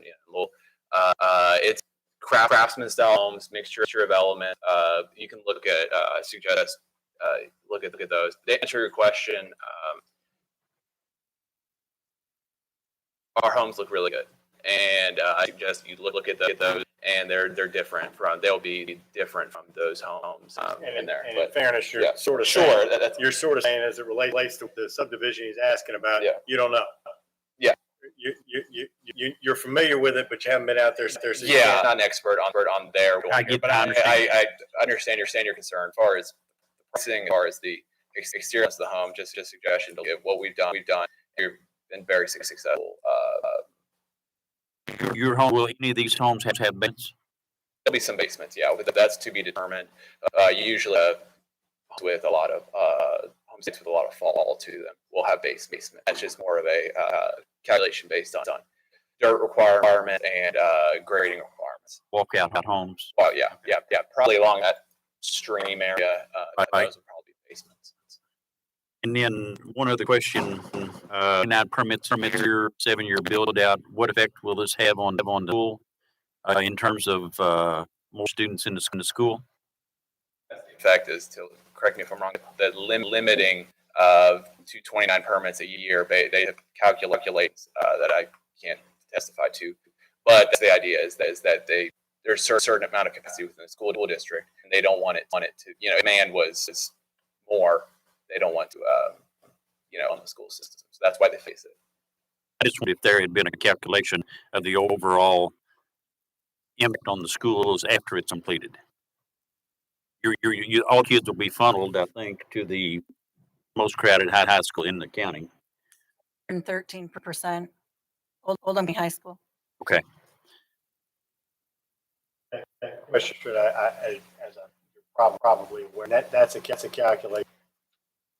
Goes back to, I believe, the mid thousands when being raised pretty regularly as a complaint point before the planning commission, the school board coming in and actually thinking about all the development. I think that there was a meeting and a compromise, and this calculation was arrived at.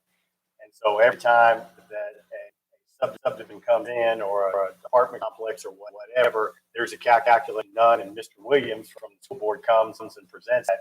But the board always has a meeting and approves the calculation as part of the record. That's correct. The max number of permits for a subdivision is 35 per year. So they are already factoring in the capacity level of the schools with our 29 level.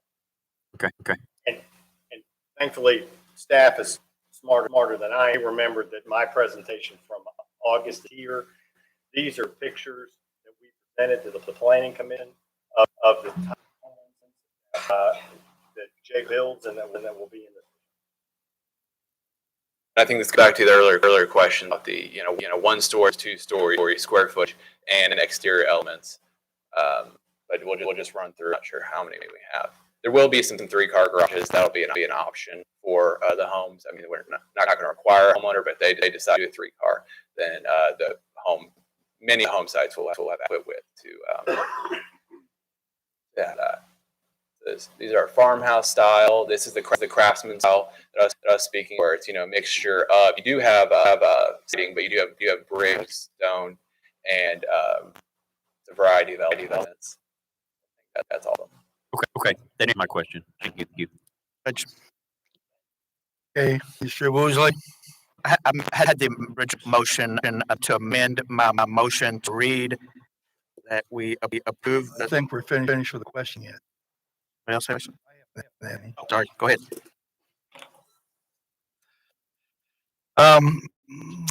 Glad you've shown some pics here. I hadn't seen any before in the presentation, and most people come here and show us what they plan to build. Do I understand that these lots are 50 foot wide? Is that correct? Okay. 50 feet wide. Okay, and what's the setback between houses? Except the setback between the houses, I think is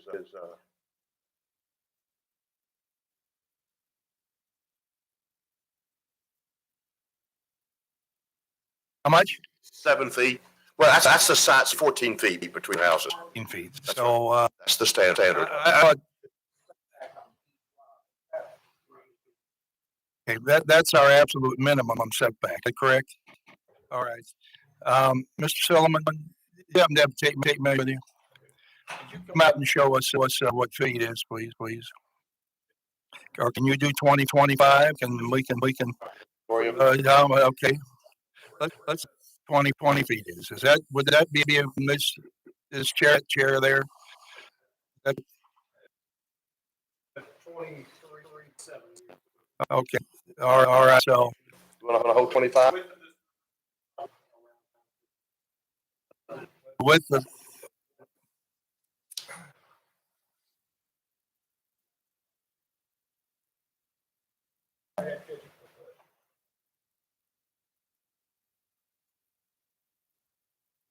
Anywhere from 60 to 80 foot lots. I mean, 50 was the minimum, but also we have auto lots in here that would be 60 and feet, 55 feet. So that would be the minimum that we would have. So the plan, Look at this map that was in our materials here. Virtually every lot looks to me to be about the same width, with maybe an exception of a couple more in the interior. Every lot rings along the outside on both the streets looks to me to be exactly the same. And I'm sure those be the 50s. There's a corner lot or two might have more than that. Do you think there's any chance on these houses with 50-foot lots with 14-foot between these houses could have air leap from roof to roof? On the building code specifies that you can be within 5 feet of the property line, not making that a firewall. So you could be 10 feet. You get closer to the 10 feet between two houses, and both of those walls need to be a firewall. If more than 5 feet off the property line, and the fire code the building code has that standard. How deep are these lots? Lots vary from 200 to probably 120 feet. Okay, I mean, and the ones that back to the creek that we talked about earlier, there's a tremendous amount of open space, between the rear of the lot and the existing property line. But some of the lots being up to the area would be 200, in excess of 250 feet. Well, you mentioned that how wide is a garage door? About 18 feet.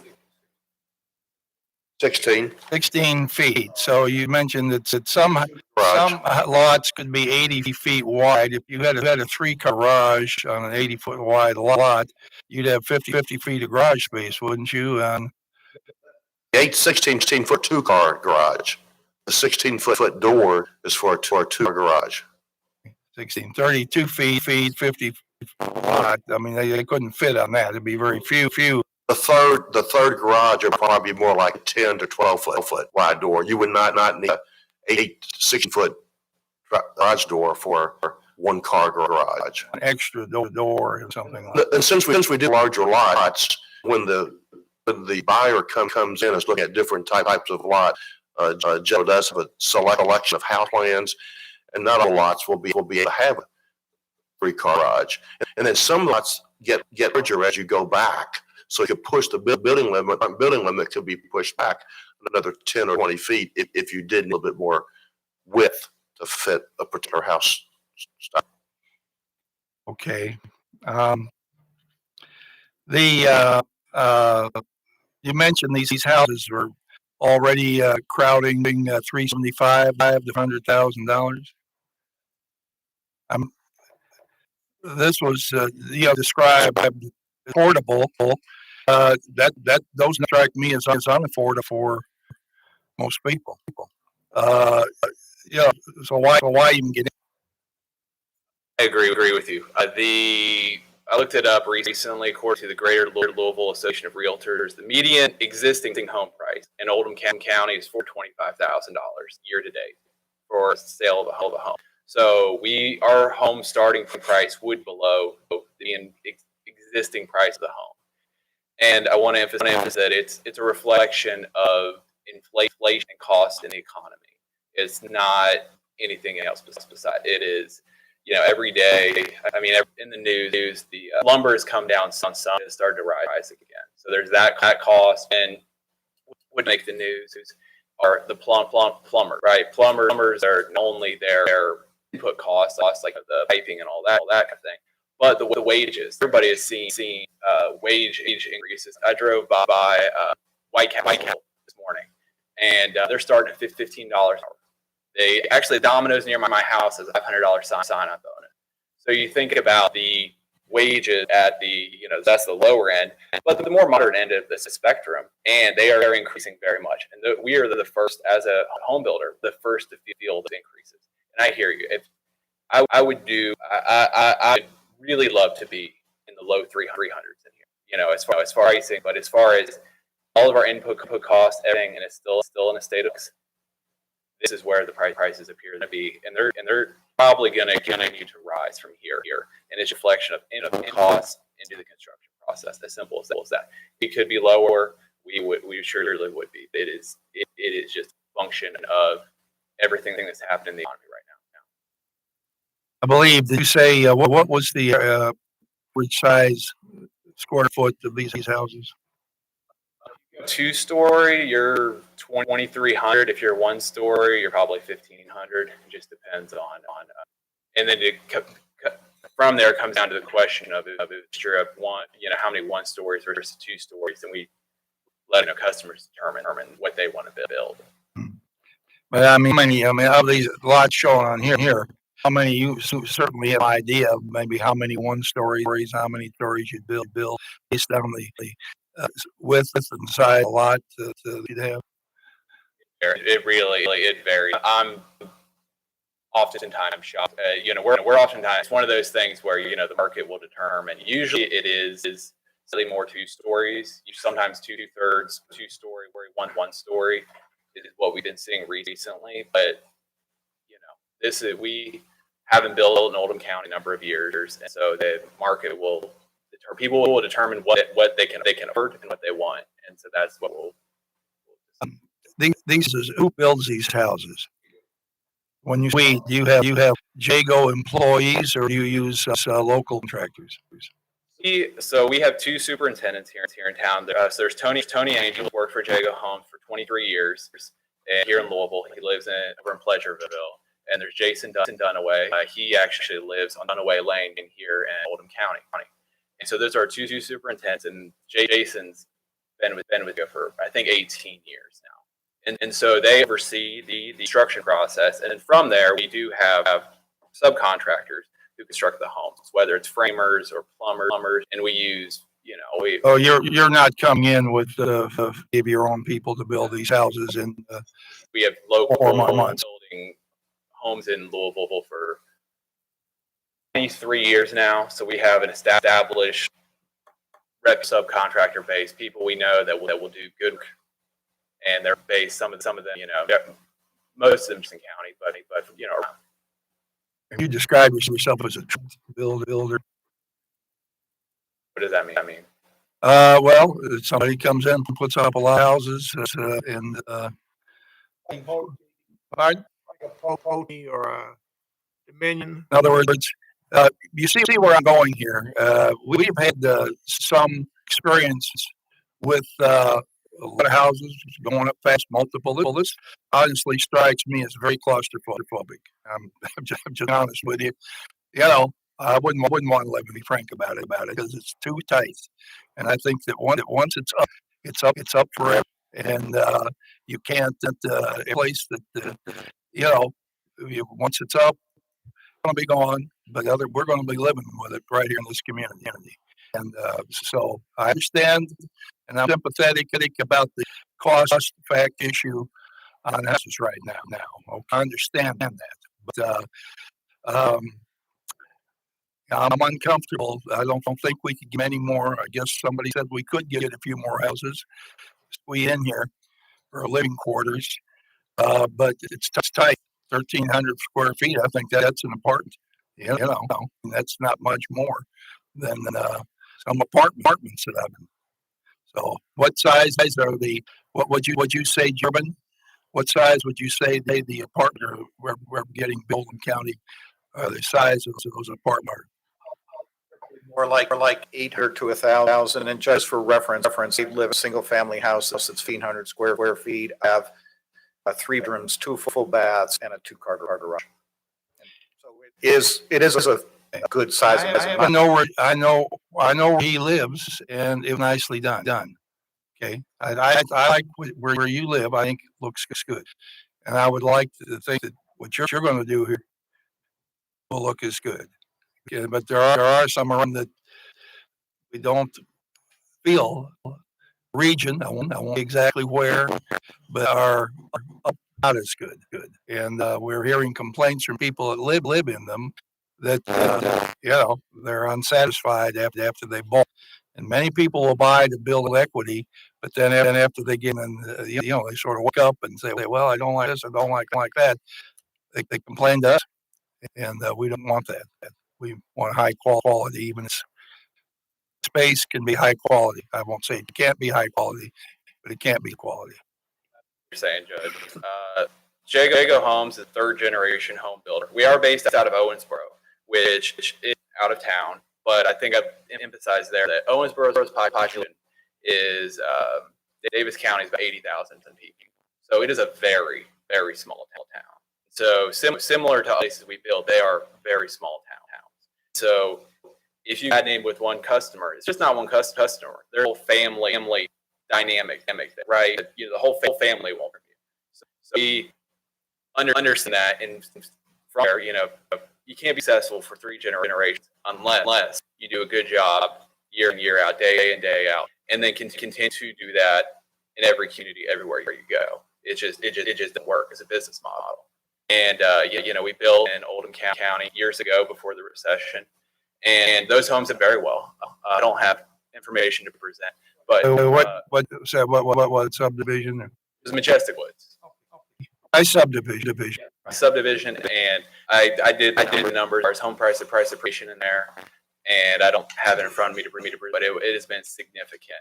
Even through after the recession and through then, it has been significant as far as home price appreciation. I'd like to say that's a testament to quality and the people's desire to build there.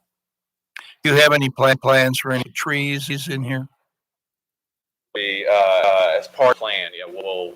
And what homeowners put in themselves, is there? Part of the, included. Sidewalks.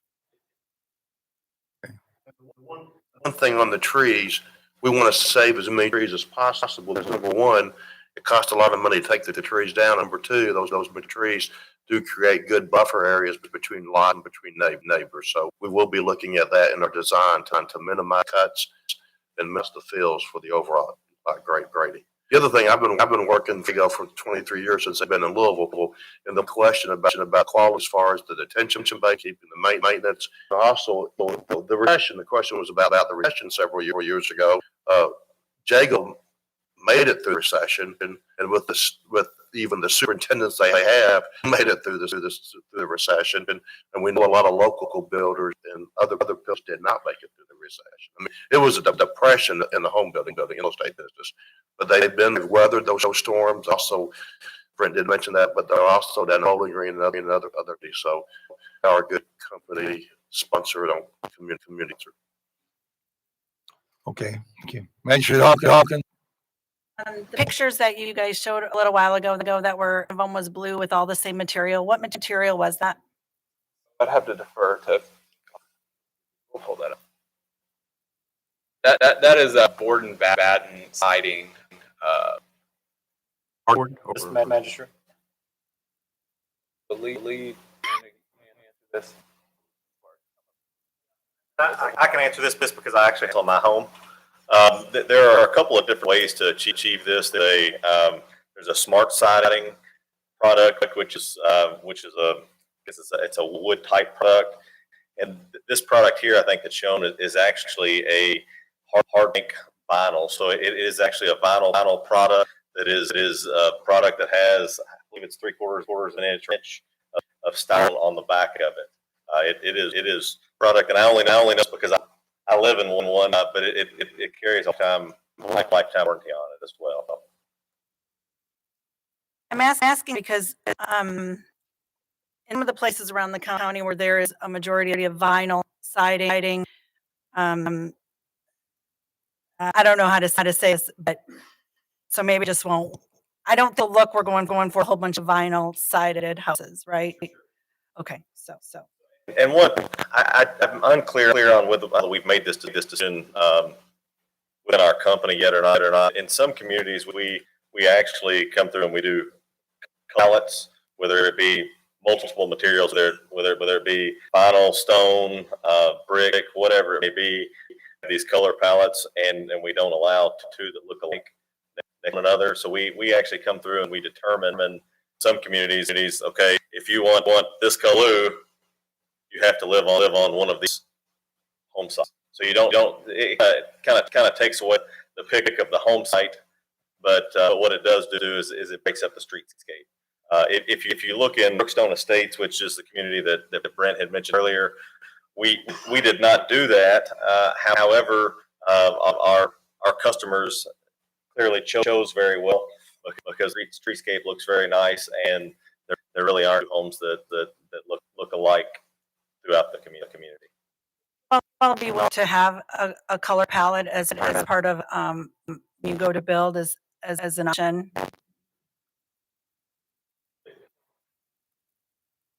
Where we actually break up the streetscape, is that your question? I want it to look as upscale as possible. So yeah, yes. Build on what Manuel was saying. We have an accredited designer on staff. She's degree accredited and everything else. And we in our several of our communities have restricted that because quite frankly, sometimes people don't want to deal with it, and sometimes some people aren't very good with color selections. And so we take their hands in other communities. This turned out great. We haven't decided that on this community, but we would probably go in that direction just because most people on their home they want it to look nice, but they don't have experience with it. It's one of the things they're more concerned with their countertops and their bedrooms and then their closets than passersby are way more concerned with exterior homes. For us too, we're going to be there, like we said, 7 years. So if there's some poor decisions made in there, then as with our model home, our staff, then everybody, it negative affects us as well as the community. I hear you saying. So putting that in as a binding element would be suitable. I'm actually conversing back and forth with one of us right now, so I don't want to make a commitment, but give me just a minute on that one.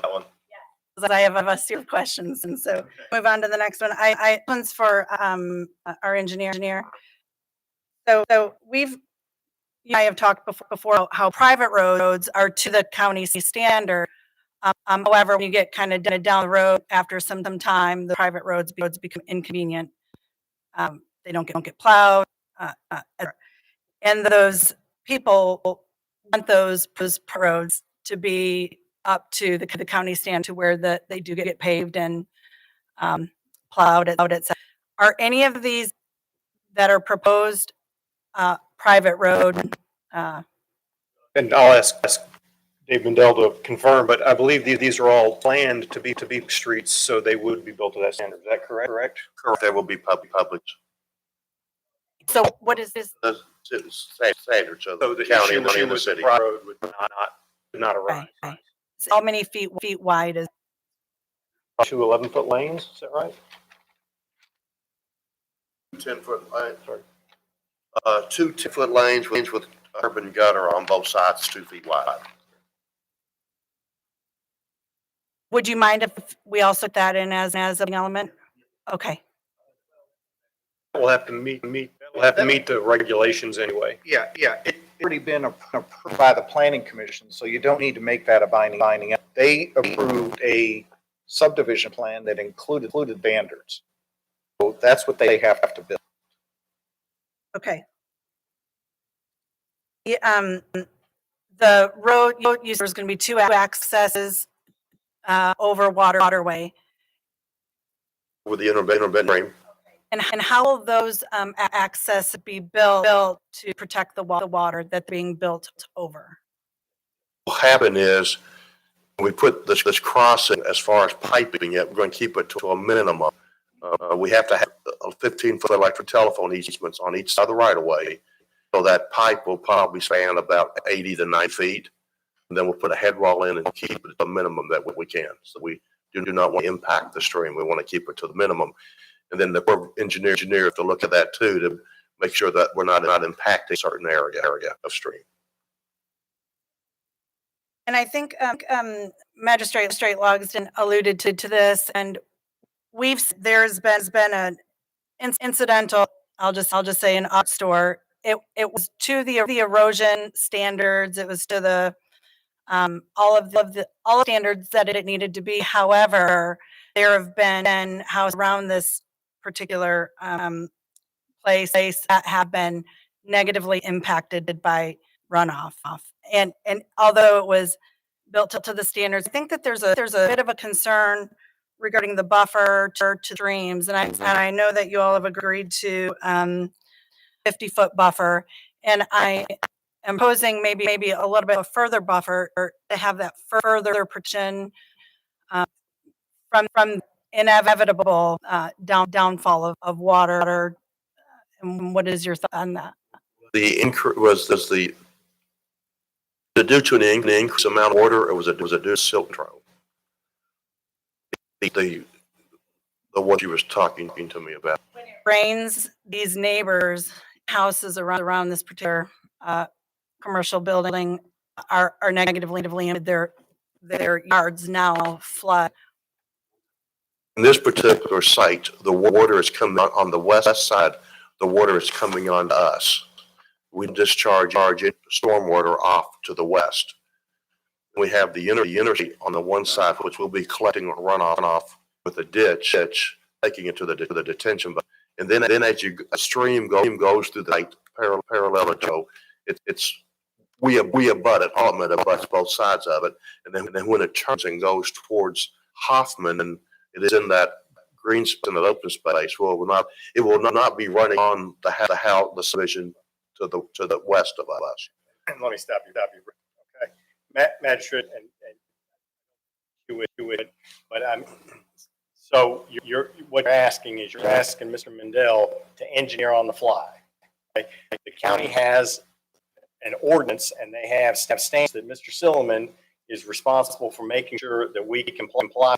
That includes, I believe, the issue about the way that the young lady came up and spoke, correct?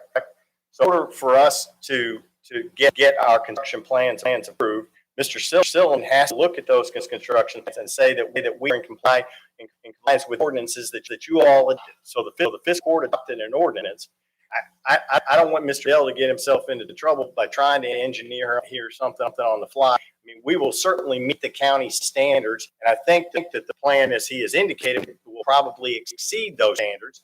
But we're going to have to submit construction plans that are going to comply with the ordinances that you all adopted, and that Mr. Silliman is make sure they do what they're supposed to do. So I think that's really the answer to this question, is that we're going to do what we have to do. We've been compelled to do by you all, fiscal court already. With the first thing you said, and I appreciate you not one to try to take issue with me. Thank you. Initially, with the traffic study, Ms. Zimmerman, there was a request for many more lots, I believe. So what happened in that traffic study? Because I believe it was the traffic study that allowed it to reduce below 200, or can you explain how that came about?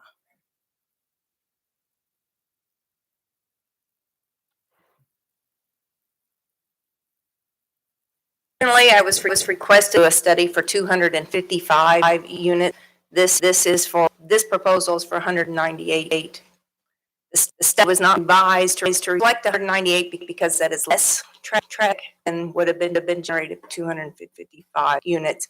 And if no improvements require 255, obviously no improvements are required at 198. Traffic study was requested for the initial 155. They was the applicant requested to put in a turn lane at all, or that was not meet the criteria for installing a right turn lane? That was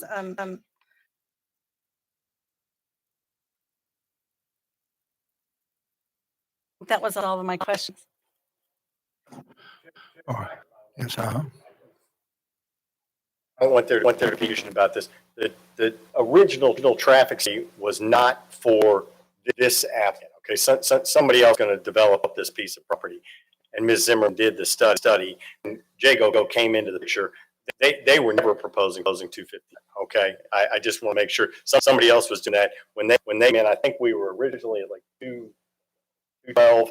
And then as we went through some design considerations, that we got down to the 198.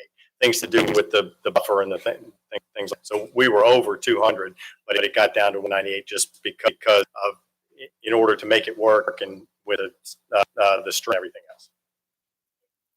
If the, and then talked about this too, and Magistrates, a part of it, what is zoned currently R4.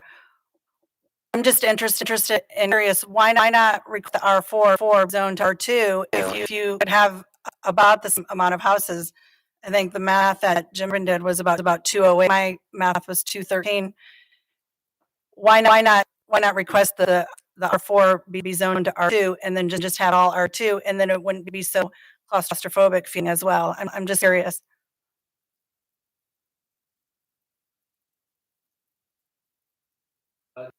And it has to do more with the R2 versus R2 requirements, particularly when it comes to frontage of the lots.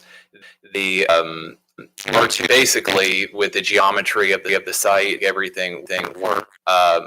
The R2A is applicable to just, you see how the curve of linear streets to make it work with home sites and with to make everything work. There's R2A standards. Sorry, R2 standard were the design would have resulted in a less.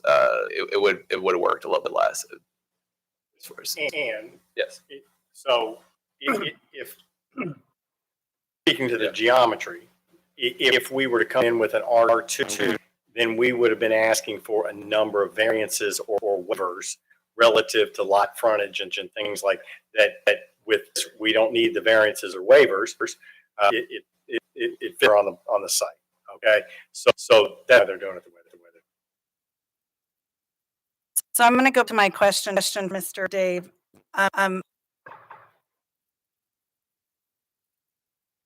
Would your company be willing to increase that buffer to the stream to 75 feet? On probably 80% of the site, we could do that, but I do need to go back and look at the points and give Brent manual to see lots it might cause a problem on. We'll keep as much buffer on that stream as we can. That's the thing to do. In fact, once we got the core report, wetlands and intermittent streams, we did lose a number of lots because we did not want to impact the stream. But there's a few lots that it would be very tough to do that on. The majority of the lot probably would not be a problem. And we'll give as much buffer as we can.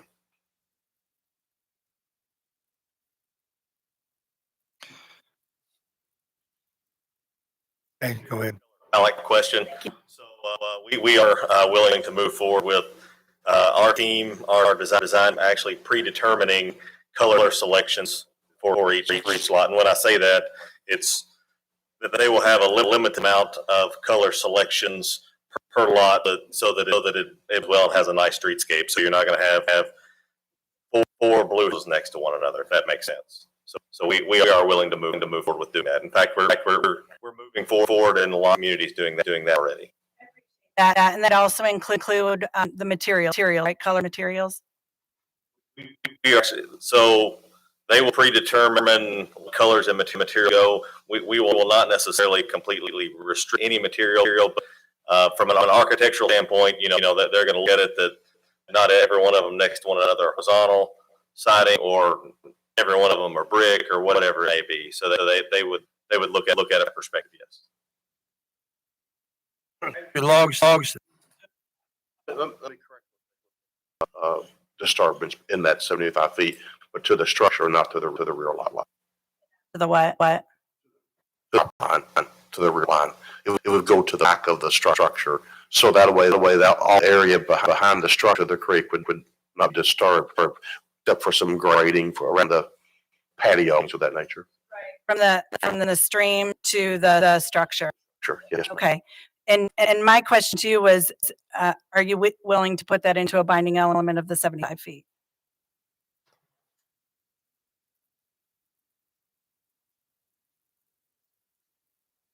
Concern with that is we don't impacts us at this point in time without looking at the side of it. But Am I correct in stating that? Yes. But what we don't want to do is say that we're going to that and then end up eliminating 10 home sites because of that buying limit without knowing what that means to us. I don't know that we can do that on live here. But we would agree to give as much as we can. We're comfortable with that. Manager Lawson. Judge, we're asking them to, the market's going to dictate whether these houses sell. We're trying to put binding elements on stuff that, because of school committee plan now, it takes longer to get a subdivision built out. If we have a correction in the market, let's say a downturn, you could be 10 years for the subdivisions out. So the things that are happening now, we're looking at lot sizes and what's on there. I don't think we should be sitting here trying to dictate what this is going to look like 10 years or 7 years from now when the subdivision totally built out. It could take anywhere from 7 to 10 years to sell. So, they're not going to be a subdivision that's not going to sell. So I think we're here. I think we're getting off track a little bit. Okay. Could you show us houses that you showed a second ago? There, those 3 houses. Can't because I well, it's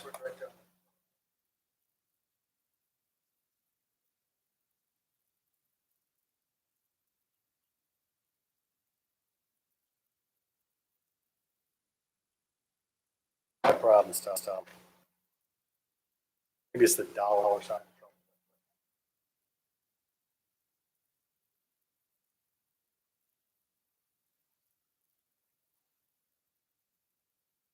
Okay, let's take, for example, this here. Realize I'm asking you a question. I'm just throwing what size, how many square foot in this house? So that home, I believe, is 2,689 square feet. Is there 2611 or 2680? Well, there's apparently a lot more behind the house than on the front. Is that right? I mean, so my house I live in, which is I say affordable housing. It's not that I don't live in a castle, but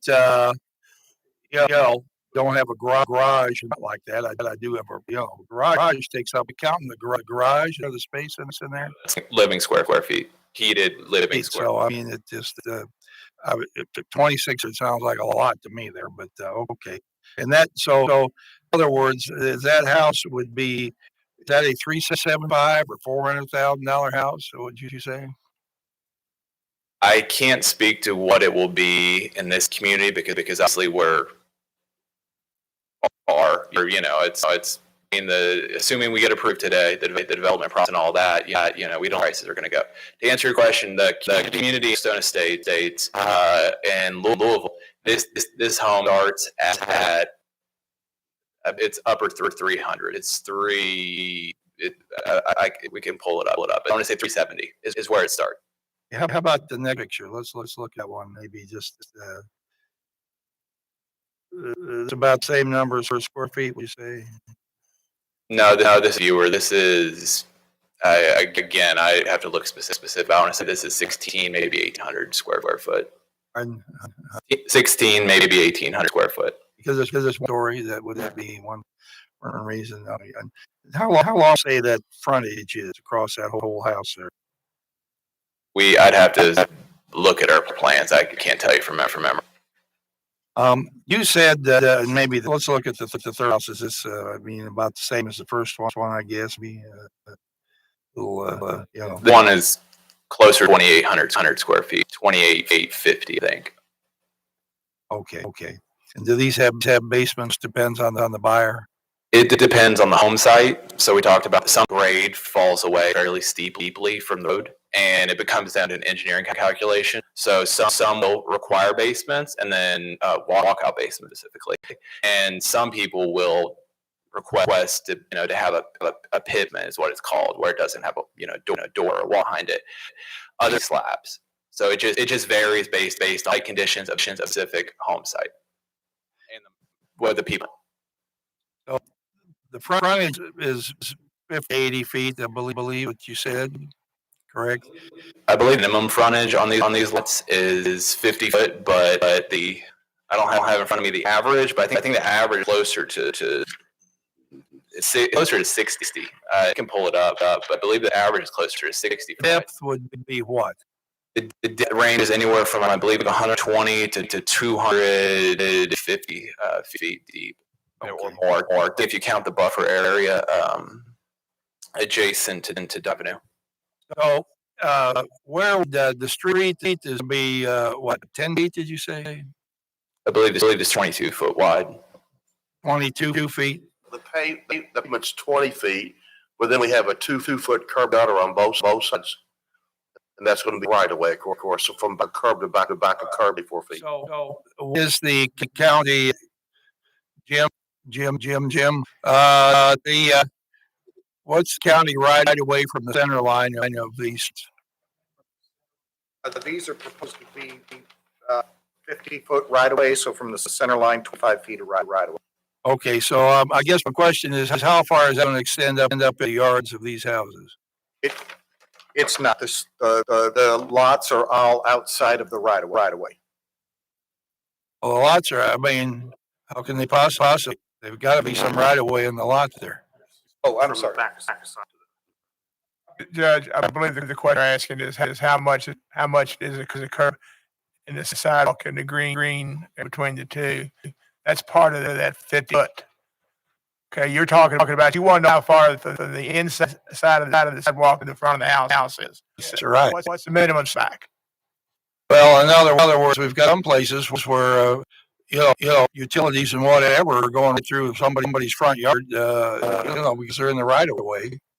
And they're awfully close to your house. But we have a minimum setback that just can't get any closer than that to the street.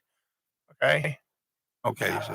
What is it, Urban? Front yard is 30 feet from the property line.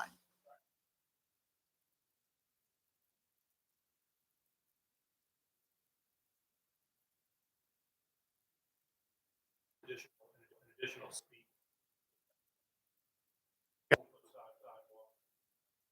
Right. I know what you're saying. Okay, so we don't have a problem there. With utilities dig at somebody's front yard. We are, Jim and I are constantly looking at that with the utilities because they have easements, and so we are adjusting that for each development plan to make sure that they are putting and have enough, like LaGrange Utilities wants 30 foot of easement for sewers as an example. It's difficult to put in there, but the bottom line is when we've looked at they can still have an area where they plant a tree, and then the thing that we're really looking at is being able to park cars and driveways and not hang over the right of way into the street. So we are in talk to Jago about this and willing to work with us on that to locate the utilities in a way that gives everybody and the sidewalk plenty of room. Okay. Well, some when you get your tree built and you got your basketball goal in the street and you got 3 cars in your driveway, suddenly you got too much. One of the things we've talked about is the house has to have at least a 2-car wide driveway. All of them I believe said they're going to 2-car garages anyway. Some have a 3rd car garage that makes the driveway wider. And then we're talking about doing that strip and making sure they can park cars without hanging over the sidewalk and especially to the street. And of course, most places we're supposed to have basketball courts in the roadway. Okay. Well, some do. All right, Magistrate.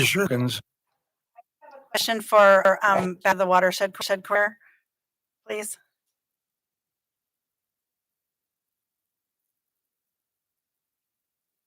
I've been to enough of your classes to know when we speak on a buffer from the stream to the structure, that's supposed to be just grass you mow up to the stream. So what should that be, and how, if you have that away from the stream to the structure, and you can't mow it all. Is it actually a buffer, or how can you? Because your bet.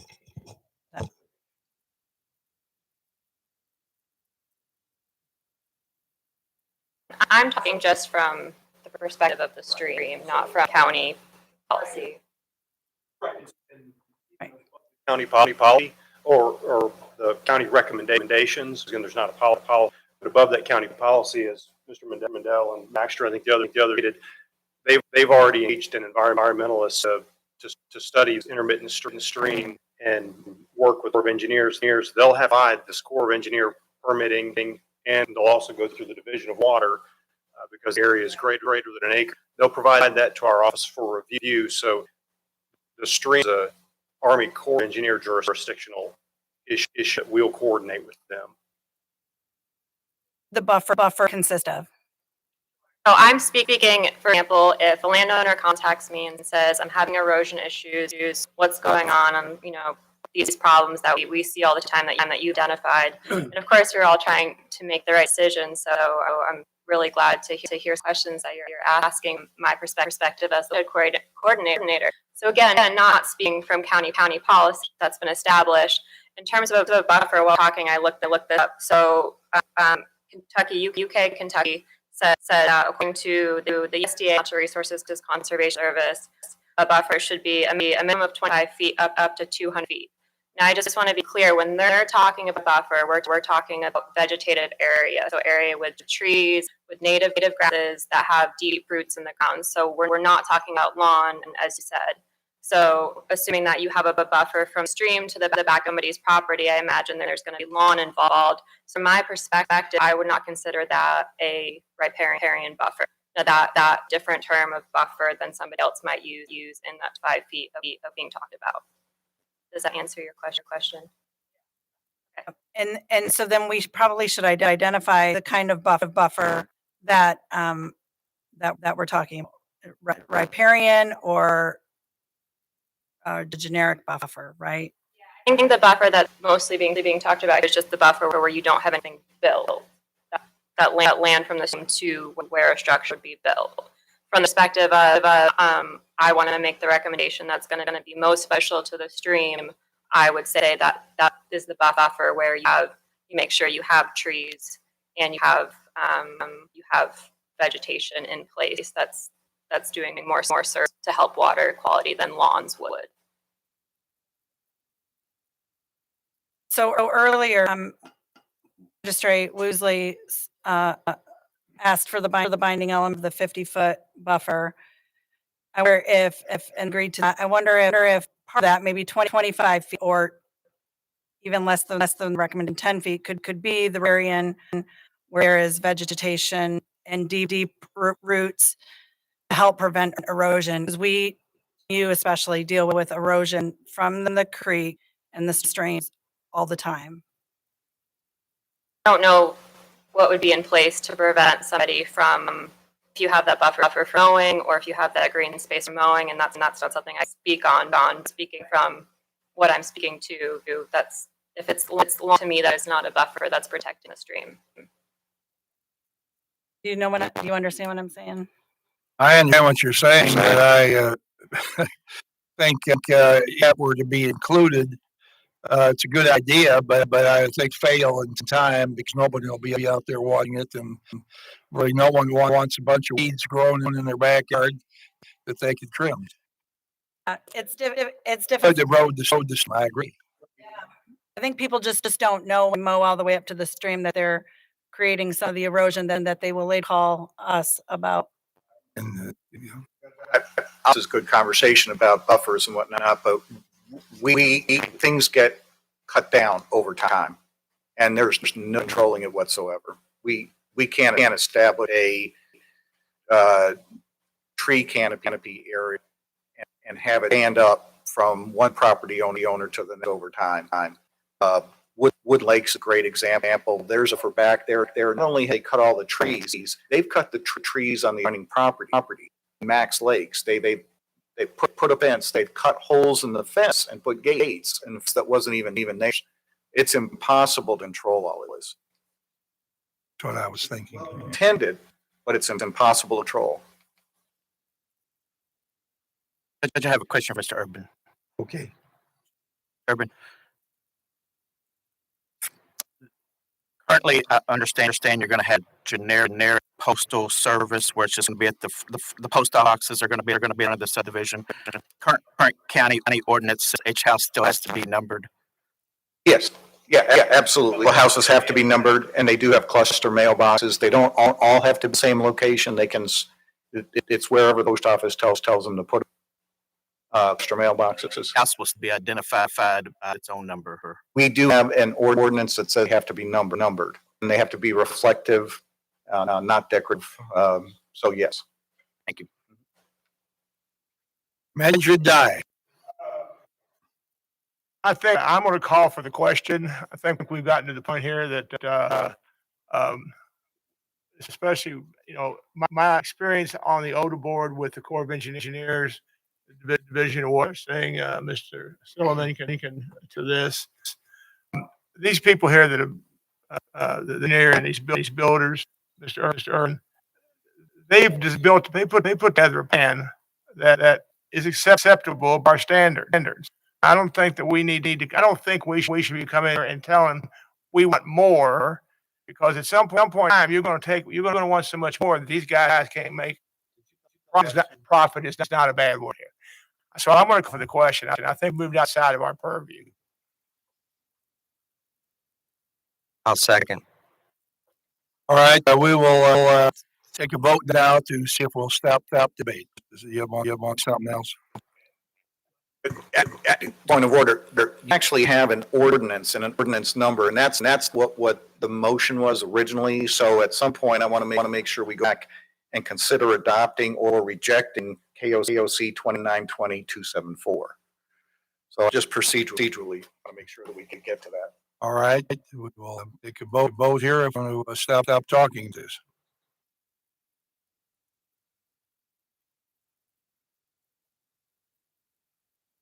Magistrate Hounds. Magistrate Greenwell. Yes. Magistrate Hawkins. Magistrate Woosley. Yes. Magistrate Dye. Magistrate Tice. Magistrate Logston. Magistrate Likens. Vogel. Yes. Motion carries 8-1. All right, now would like to ask who made the original motion? Mr. Wood? Yes, sir. All right, would you like to make your motion again and include the ordinance number and anything else you use to include? Do that, Mr. Urban. I have it here in front of me. There's a ordinance, and it is KC 219920-274.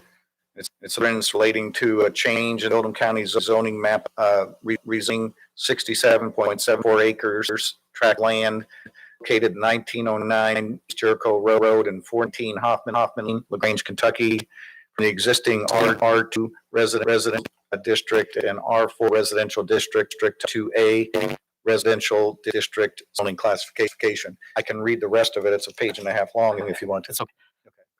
I'd like to amend my motion to read that we approve ordinance number KC 21920270, zone map amendment for 19 on East Jericho Road and 419 Hoffman Lane, LaGrange, from our residential district to R4 residential district, and R4 residential district to R2A residential district, including 6 conditions of approval put on it by the Planning Commission, and adding the additional condition of approval number 7, that we add a 50-foot no build buffer zone from the creek. Add the color material palette into that motion as well. Say that again. Color and material palette into that motion that they agree to as a binding. That is an 8th of approval. Order. There was already a motion on the board. Don't we have to vote on that motion or turn that down before we start adding? Asking to amend that original motion to the motion I just made.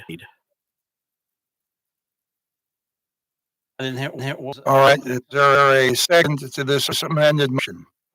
The same person has to agree to the second. Who was that?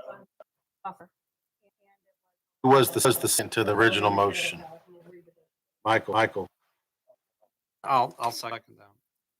And you agree to the amendment with the with the seventh and eighth,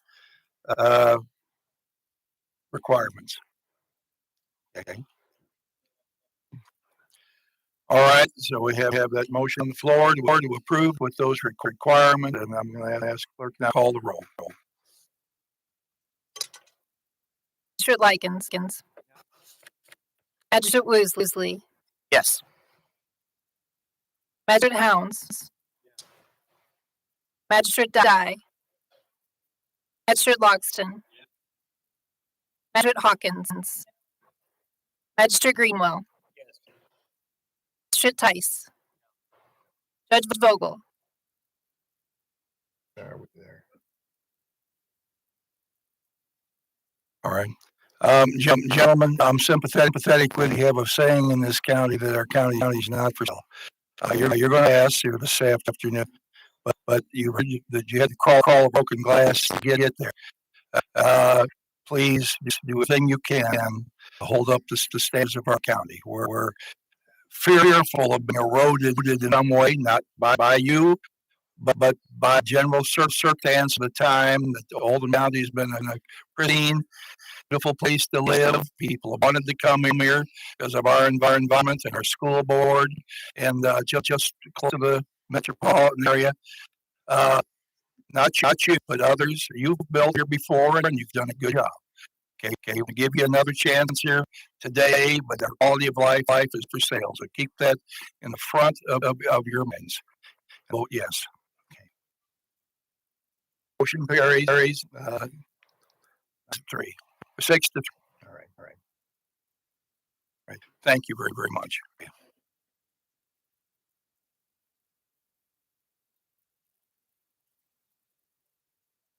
Is there a motion to take a break? Second. In favor, please say aye. Aye. 10 minutes, please.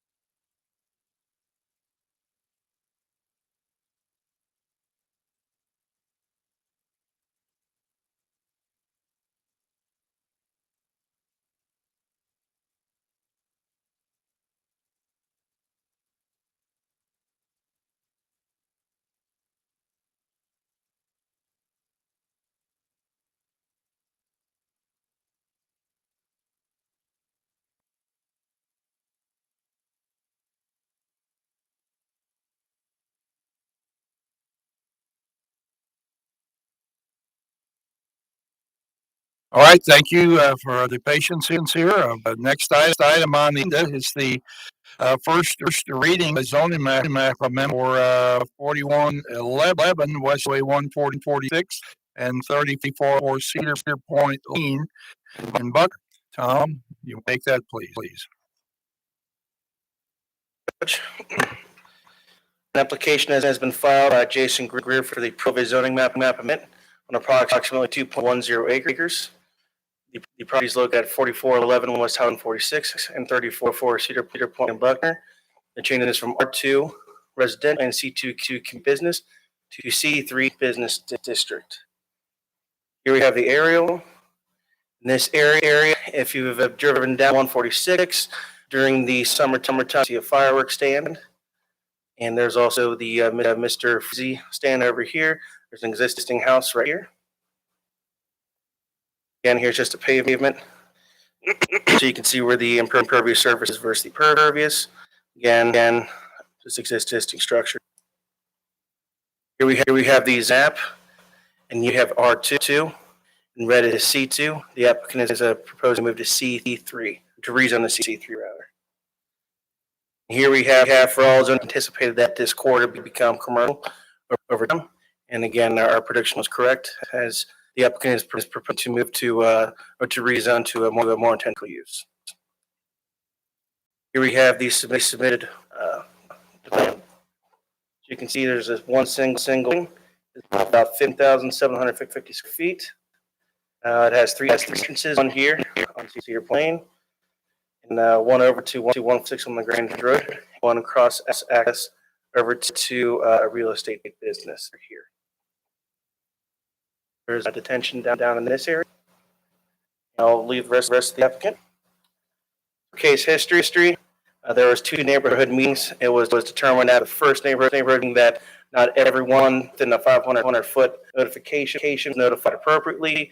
So we therefore told the to send back the notices. So we reach out to everyone within the as the regulation dictates, so that everyone was noticed appropriately. Well, there's 2 neighborhood meetings. TRC was held on July 21st. The adjoining property notices adjoining property were mailed on the 9th of September. The sign was posted properly on the 14th. It was 2 days or weeks before planning commission hearing per regulation. The adjoining fees were mailed on 11/16, which would be today. So after this, we'll be mailing these letters out to the adjoining property owner notices for the fiscal court notice. The zoning channel will be posted on the 23rd. The next fiscal court hearing is three weeks today. So per regulations, we always post a sign 2 weeks, which is a weekday. That is the 23rd. The first reading is the 16th.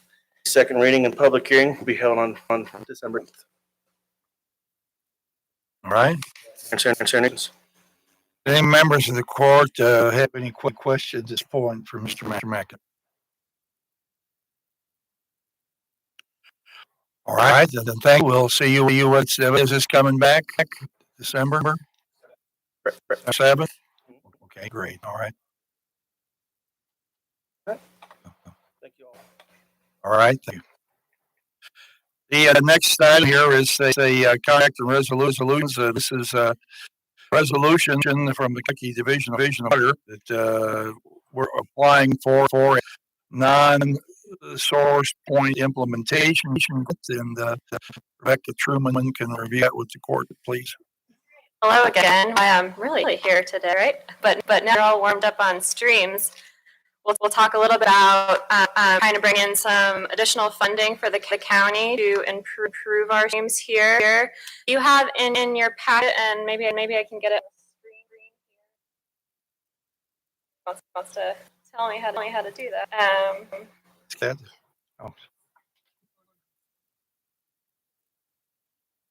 I put it down. Okay, thank you. Same page here, if possible.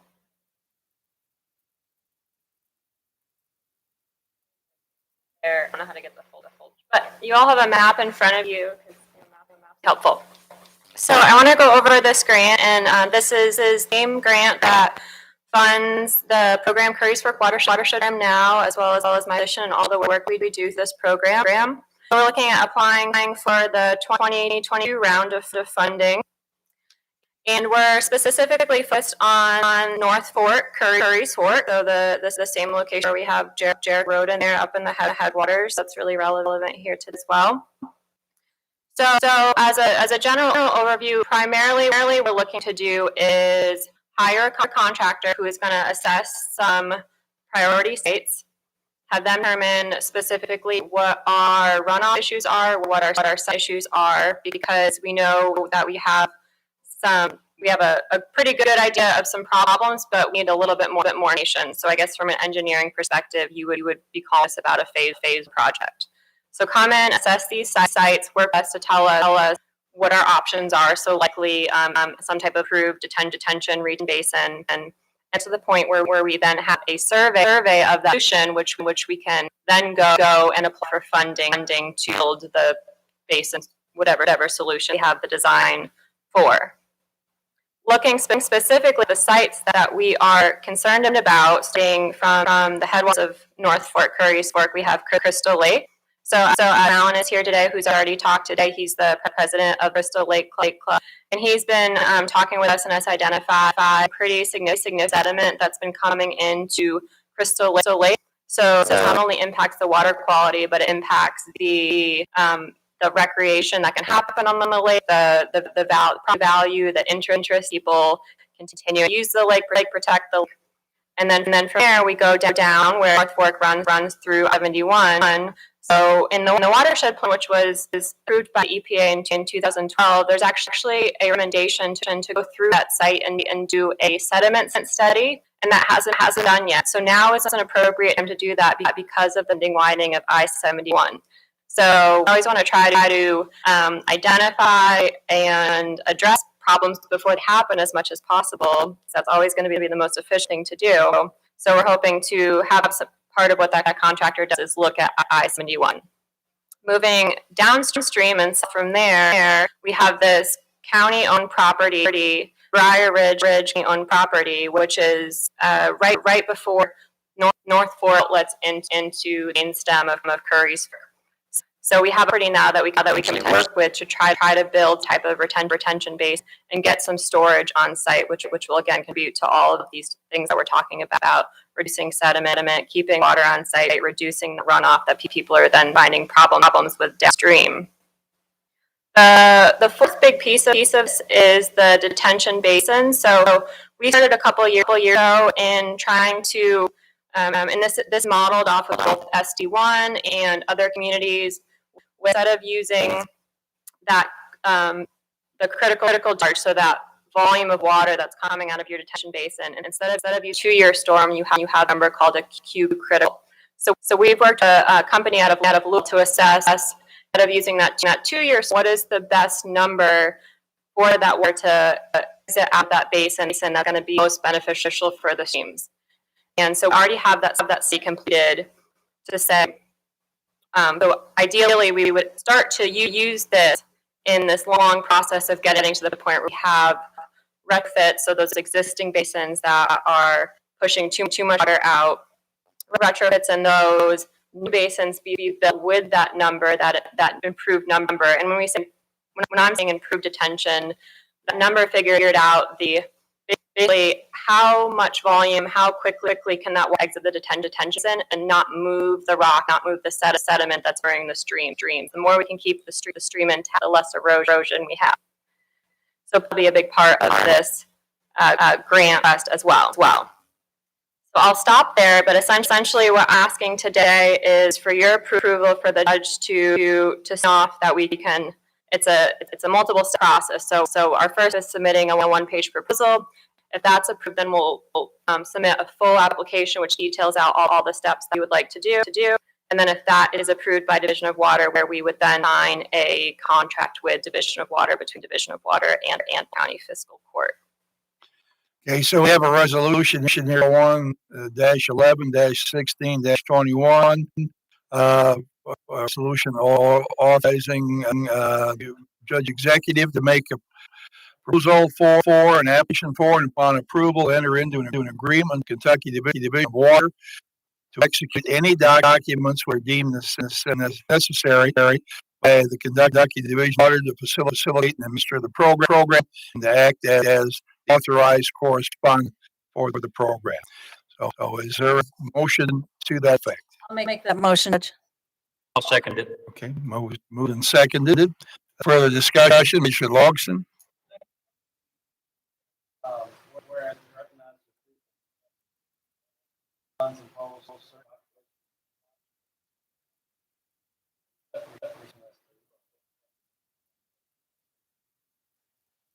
Grant, this is the same exact grant we have now that the county had for the past almost 15 years. So that I'm not sure how to answer your question, Ben, but we're applying for the same grant, and it's going to be contract between, if hopefully we get funding, it'll be a contract with Division of Water, Oldham Fiscal Court. That'll say, you know, we're going to do the thing you're requesting to do, and we have to document. Part of my position is to document everything we do, make sure it's done correctly, communicate with Division of Water to just show that funds are spent, work with Melissa to get the reimbursement, and go through all those steps.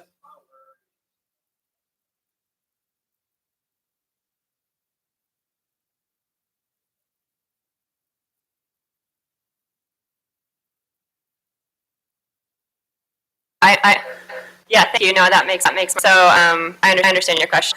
What we're doing is non-point source work. It's non-regulatory work, meaning pretty much everything we do, it's voluntary. Pretty much because the main thing we do currently, which we're not requesting in this grant, is to help people fix the septic system.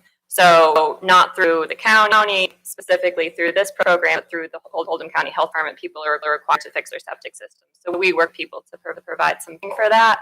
In terms of regulation, Division of Water, Army Corps, that are separate sections of the Division of Water and of the. This is non-regulatory work. Magistrate Hawkins. For example, education, planting live stakes we do on weekends sometimes. All of those kind of things would be we say non-regulatory. Those sort of above and beyond on community involvement things are paid for. And you too, your position, right, is paid for through this grant. Magistrate Lyons. Judge, it has a 40% match. Can you tell me how it works? So the grants, 60% of the total funding is going to be those federal dollars. We have to say 40% of that 100% is going to be a match. So those are not real dollar come from the county. Those are items that we allocate real dollars to. So, for example, when we have our Kirk stakeholder meeting, everyone who's there is not currently getting paid by federal dollar in their position. We get to say you get $38 an hour for attending those meetings, and I can track that. And with public events, so we can allocate $18 an hour for every public event time that people are spending.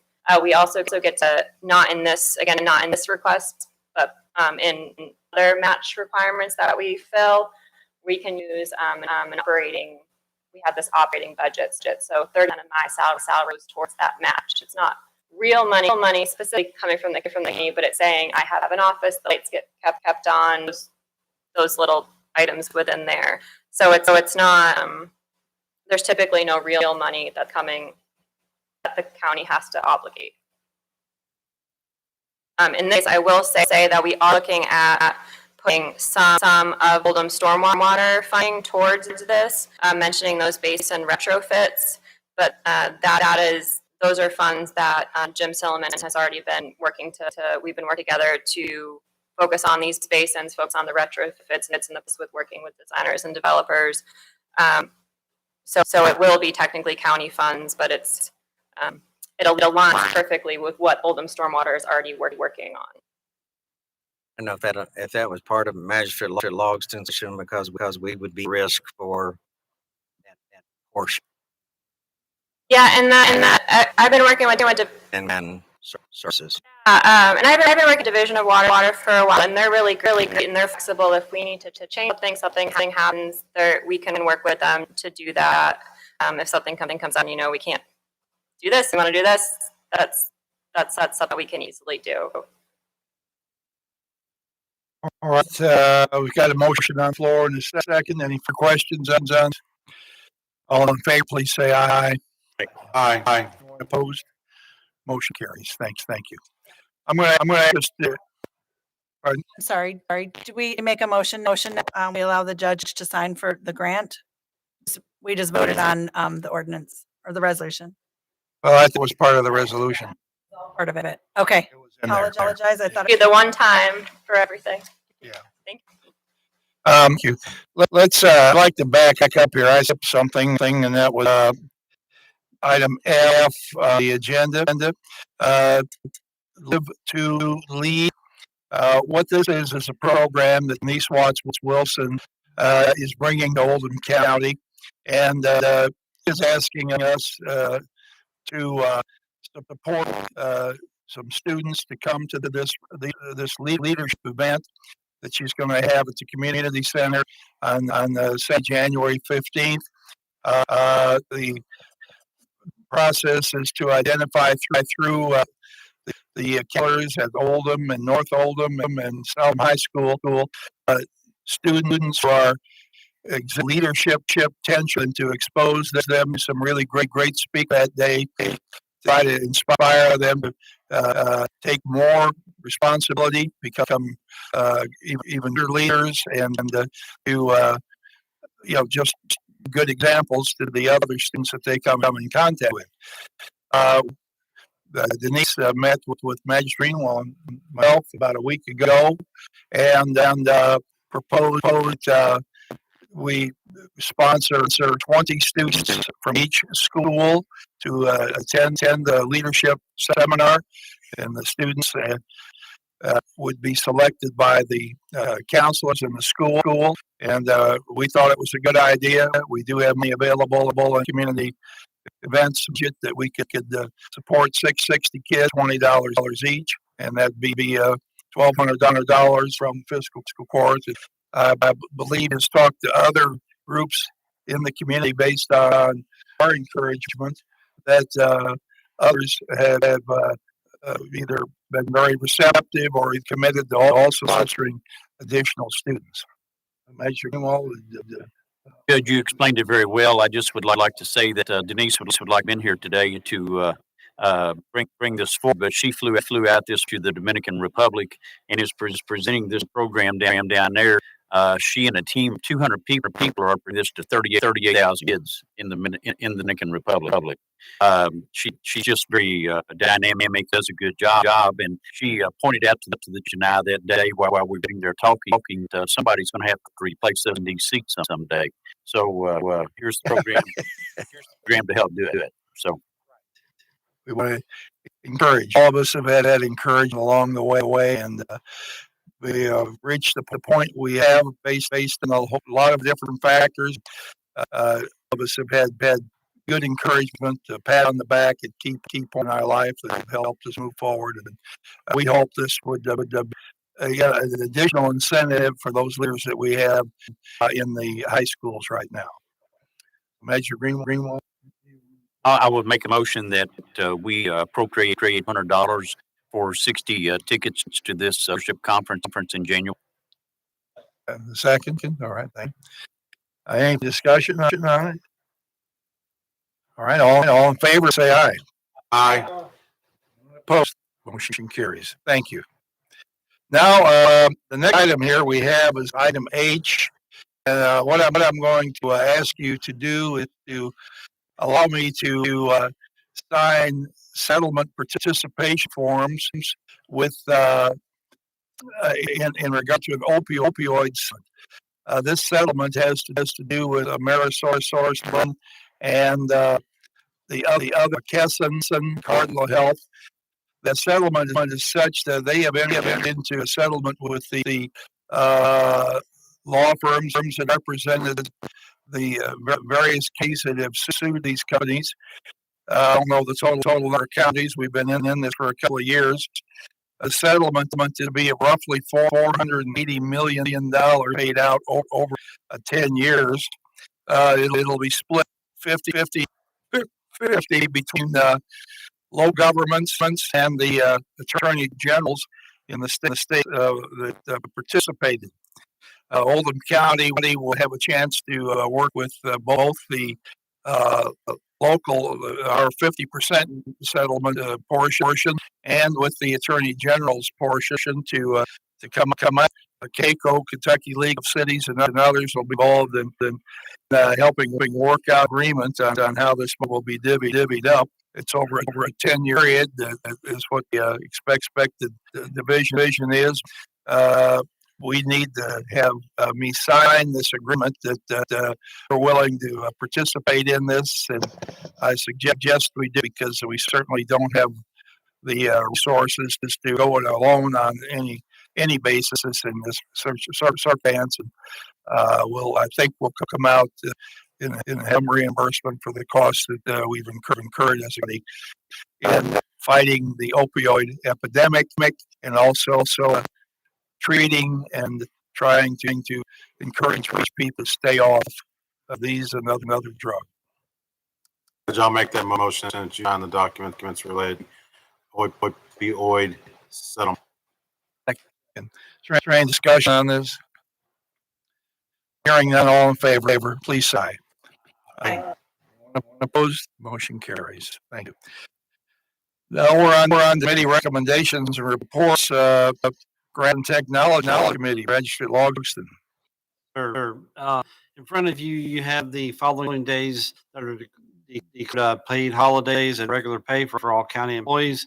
We're asking you, Judge, if we can accept these dates. There's 25 days total. The Human Resources met this morning and agreed upon them, so we're asking court to approve paid holidays. A second. Moved and seconded that we have the both paid holiday 0.5. One reason we're bringing this forward is this changed slightly from last year. We have eliminated New Year's Eve and replaced on New Year's Eve and replaced that with Juneteenth, which is on the 19th of June. That is a federal holiday. New Year's Eve is not a federal holiday, but everybody has birthdays and vacations. So if they want to be off on a day, they'll be able to do so. So we've got a motion second on the floor. Do we have any discussion on these days? Raise your hands. What drove the change? The only that drove the change was really trying to hang with the same number of off days. Increase our, we went up to 13 and a half if we'd have just had all federal holidays and Juneteenth. We've eliminated Columbus Day was not a holiday here last year. It is a federal holiday. It could be a holiday here, but we tried to stay with the same number of days. New Year's Eve. Pardon? Got New Year's Eve. Took out New Year's Eve. Yeah. And Columbus out also. Columbus Day is on the calendar last year. New Year's Eve was, but Columbus Day is a federal holiday, and at one point considered having all federal holidays plus half day on Christmas Eve and all day on New Year's Eve. We decided it might be one more day than we needed. But we're happy to add it in if the fiscal court wants. Nation Hawkins. I know this came through the Grants Committee and HR Committee this morning, but it technically doesn't have, right? This could be just a decision made by the judge executive. Yes, that's, I believe the administrative code allows that, but We have the opportunity to talk about this. I think adding Juneteenth as a county holiday is sensitive to the meaning behind it. However, there's also Columbus Day. We're not currently giving employees a paid day off for.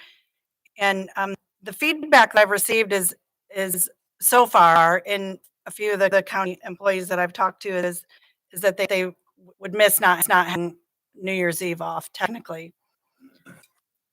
Miss it. That they would rather have, they want to lose their New Year's Eve off. So 12 and a half days off per year. New Year's Eve would be the more deserving one to have off. And A day noon than the one Juneteenth. If it was if they had a say or if we're surveyed, and maybe we should survey the county to see county employees see what they would prefer. It's the pleasure of the court. I guess what I look at it is if we're going to follow the federal holidays, then we should follow their holidays.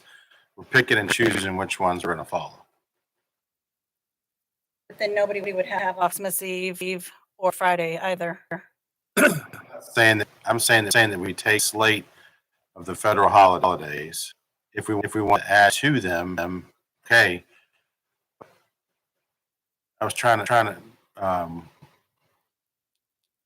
presidents. So we added Good Friday to the mix. No, that's always been there. Halfway there. Yeah, I think you're trying to. We added Juneteenth, which is June 19th, and then subtracted New Year's Eve. All it happened. All the federal holidays. No. Don't have Columbus Day. We haven't had that for years, I guess. We definitely didn't have last year.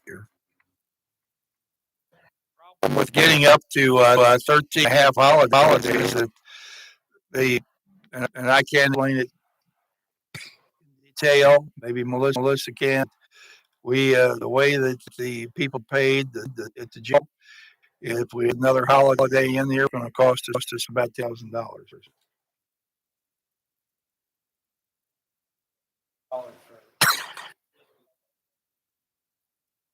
Yeah. Right.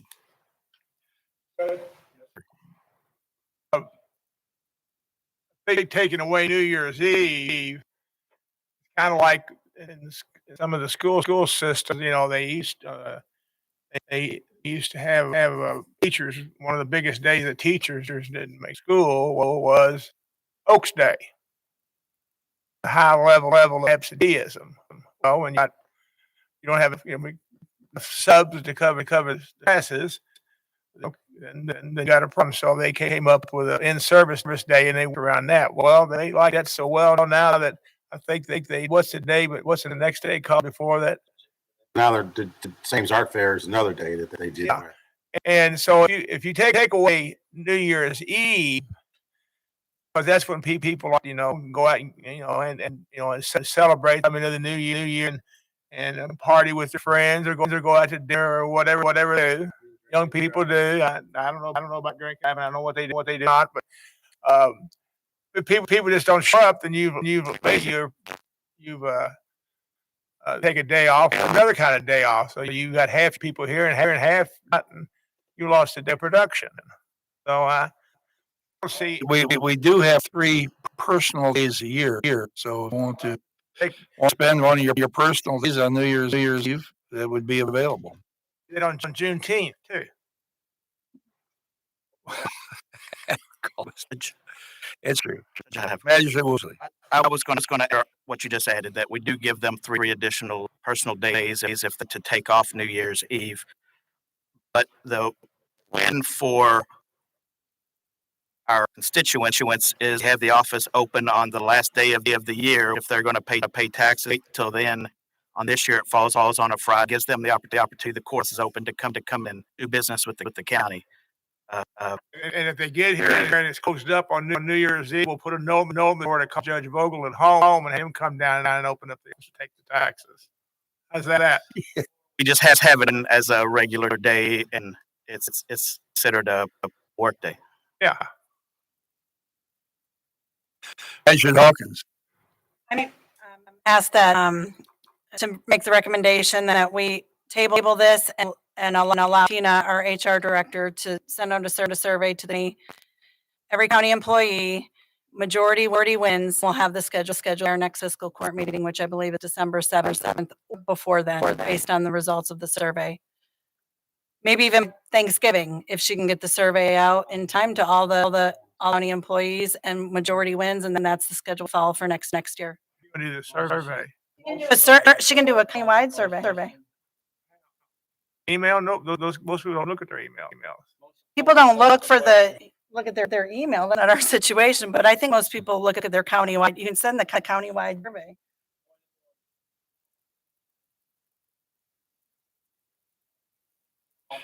I've already recommended to table it till we can get a survey. All right. Well, stable in connection with survey. I mean, what is the survey? What is the survey going to ask the employees? Here are the proposed 12 and a half days. There are 15 at this point, I think, include Columbus Day, Juneteenth, and New Year's Eve. That would be about 14 and a half to choose from. Which 12 and a half would you like to have? What is your pleasure? Then let the majority of the results from that survey dictate the holiday schedule in the next year. Okay, that we have. All right, you're making an amendment to the motion, correct? To table. I was just asking to table the motion until we allowed HR out a survey and ask the employees that would be affected by the schedule what their pleasure is, and then allow the majority to. All right, we'll take a vote on that. Yes. Your motion. Are you withdrawing your motion? Oh, who seconded your motion? I seconded his original motion. Okay. So one the main motion's withdrawn, and then the second goes away. Is that correct, Mr. Carter? No, Judge. Okay. So I don't, rather than say the motion now is to vote and take a survey. Do we need a second on that? Mr. Tice seconds on that. Pardon? Unless when these dates happen. How long is it going to take to do a survey? When are these? I mean, we've got New Year's Eve coming up here soon. This is for next year. Next year. We already set for this year. New Year's Day is. This year is. We got time. It's to begin. This is for next year. We got time. We can have this by next meeting. I don't think it's going to take any time to get that done. I mean, so. All right. Got a motion and a second to table this and do a survey. All over, please say aye. Anyone opposed? Aye. All right. Please ask Denise to call the roll. Magistrate Logston. Magistrate Hawkins. Mr. Greenwell. Magistrate Tice. Magistrate Likens. Magistrate Woosley. Magistrate Hounds. Magistrate Dye. Judge Vogel.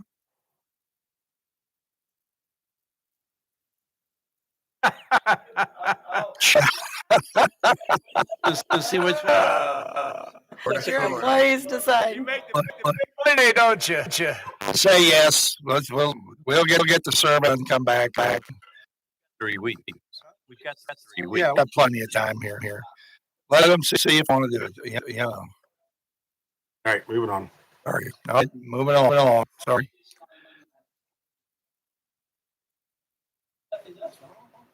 Think? Let's debate it some more. You too?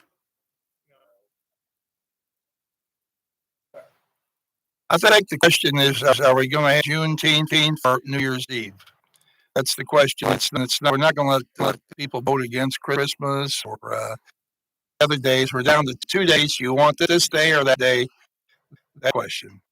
It's in my mind. And Oh, There is no question to that. People are going to say, you mean I got to work New Year's Eve? I make a motion that hire Ron Charles under Planning and Development Services. First one here is we've got dispatch personnel actions. The first one here is we accept the resignation of Nick Wilt. All right. Oh, this is just informational. We thank Nick for working with us. He's going to Oldham County EMS, and we wish him the best there. All right, new hire. We'd like. Do you want to recommend that? Motion. Ron Charles as code enforcement officer, sir. Second. All right. Is there any discussion on that? Where's he come from? We don't have a resume or anything. Yeah, he's a local police, retired 20 years.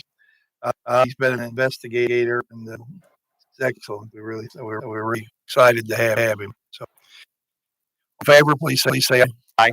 Aye. Thank you. Now I have a couple of bullet points here to the taxing Briar Hill Road Tax District Board. Like to reappoint Barry Baxter and Ron Boyd Cullinan and Lynn Boyd. We'll go unless there's an objection to it. We'll go all three at once, and appreciate these people taking care of this responsibility for as long as it lasts. Maybe someday it'll come to an end, but we're going with them again for a while. Second. Any discussion? All in favor, please say aye. Aye. Motion. Any opposition? Motion carries. Now I've got two appointments. The Extension District Board. I'd like to recommend the appointment of Ken Hepburn for a term to expire 12/31/24. Ken in the equine business here, horses, and then we have he's been on the board, done a good job. Appoint Marion Gibson also for him to expire 12/31/24. Marion's a state agent. Some people know her, and replace Ellie Hicks, who was asked to go off the board. So, Motion. Second. In favor, please say. Okay. Anyone opposed? Motion carries. Thank you. Now we're down to the final public comment, and we'll see if we have anybody here who'd like to make a comment. And I think our good friend Jim Allen here On Crystal Lake. So Jim Allen, 1416 Oldham View Drive. So I'm here, kind of a horse out of the barn, but to thank the fiscal court for supporting the 319 grant again, and particularly the environmental committee and Becca, who's been in this thing. She's a good leader and done a lot of work with us, as well as Jim Urban and Jim Sullivan. But here, because the board asked me to come up here and thank you. So, all right. We thank your board too. Anyone else would comment? No. Did we include the Ken Hepburn? Yes, it did. We included that in with the other one together. Oh, sorry. Marion Gibson and Ken Hepburn, both for the Extend District Board. And then, so now we're down to the final few comment from fiscal court today. See if we can wrap it up 5:30. Magistrate Logston. Yes, Judge. The Pee Wee Valley Yule log was just the 5th from 6 to 8. Be food, Santa Claus, and the petting zoo. We're asking that people don't donate money to the Crusade for Safer Children for the process of the food. So please come out and enjoy. It's I've seen rain, I've seen the snow, seen nice weather, I've seen it windy and cold. So please come out and enjoy the Yule log at Pee Wee Valley. When is it, Michael?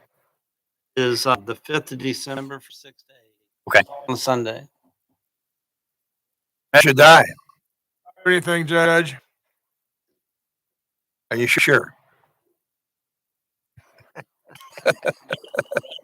What's that? Take it and run. I can come up with something if you, but I'd rather not. Not like it. Oh, really? Oh, okay. Measure Hawkins. was hoping to hear, keep your in your trunk again from straight die. Junk in your trunk. Right. These morons will go out in these shopping malls and put their purses and their stuff in the front seat and say to steal it and they'll know one way. Sorry. I apologize to the rest of the court for insting that. All right. Magistrate Tyson and I have each have something regarding the parks. Going to take the first, and he's agreed to take the second. We have an RU request for qualifications out for two things: refurbishing our pool that has some issues right now, as well as an RFQ out for rebuilding a pool. And that's all I'll say, but I just want to put that in everybody's ear there that those RFQs are out. They are supposed to be back by December 3rd, and we'll open RFQs on December 7th. Is that right? Ask Gary. Okay. Thank you. That's all I have. Okay. And Measure Downs. No more.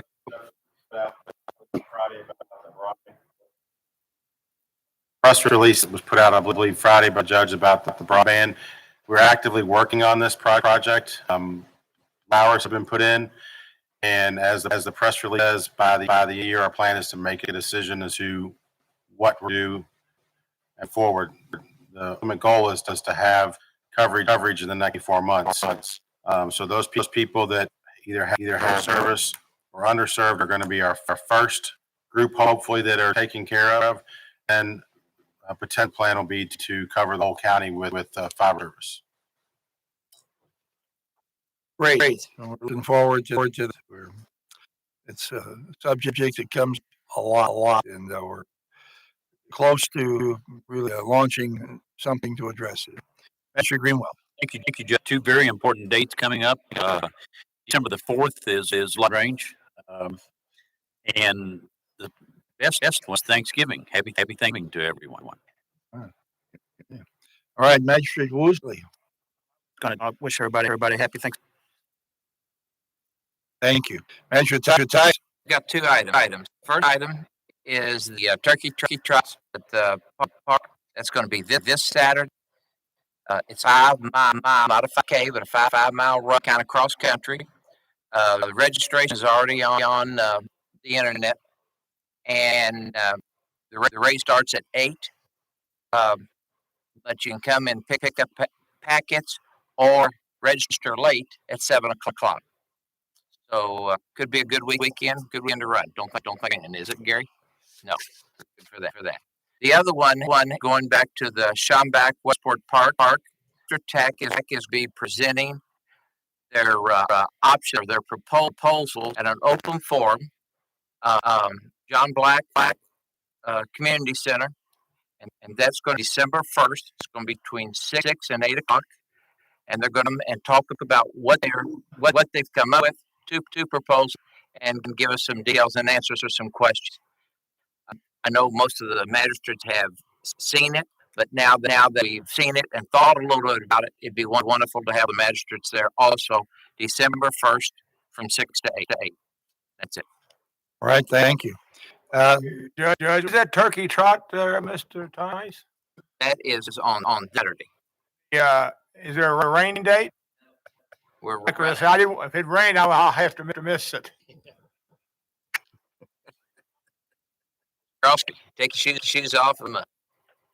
Okay. Mr. Lyons. Good, thank you. Well, we're at the end of today's meeting. It's been an eventful meeting.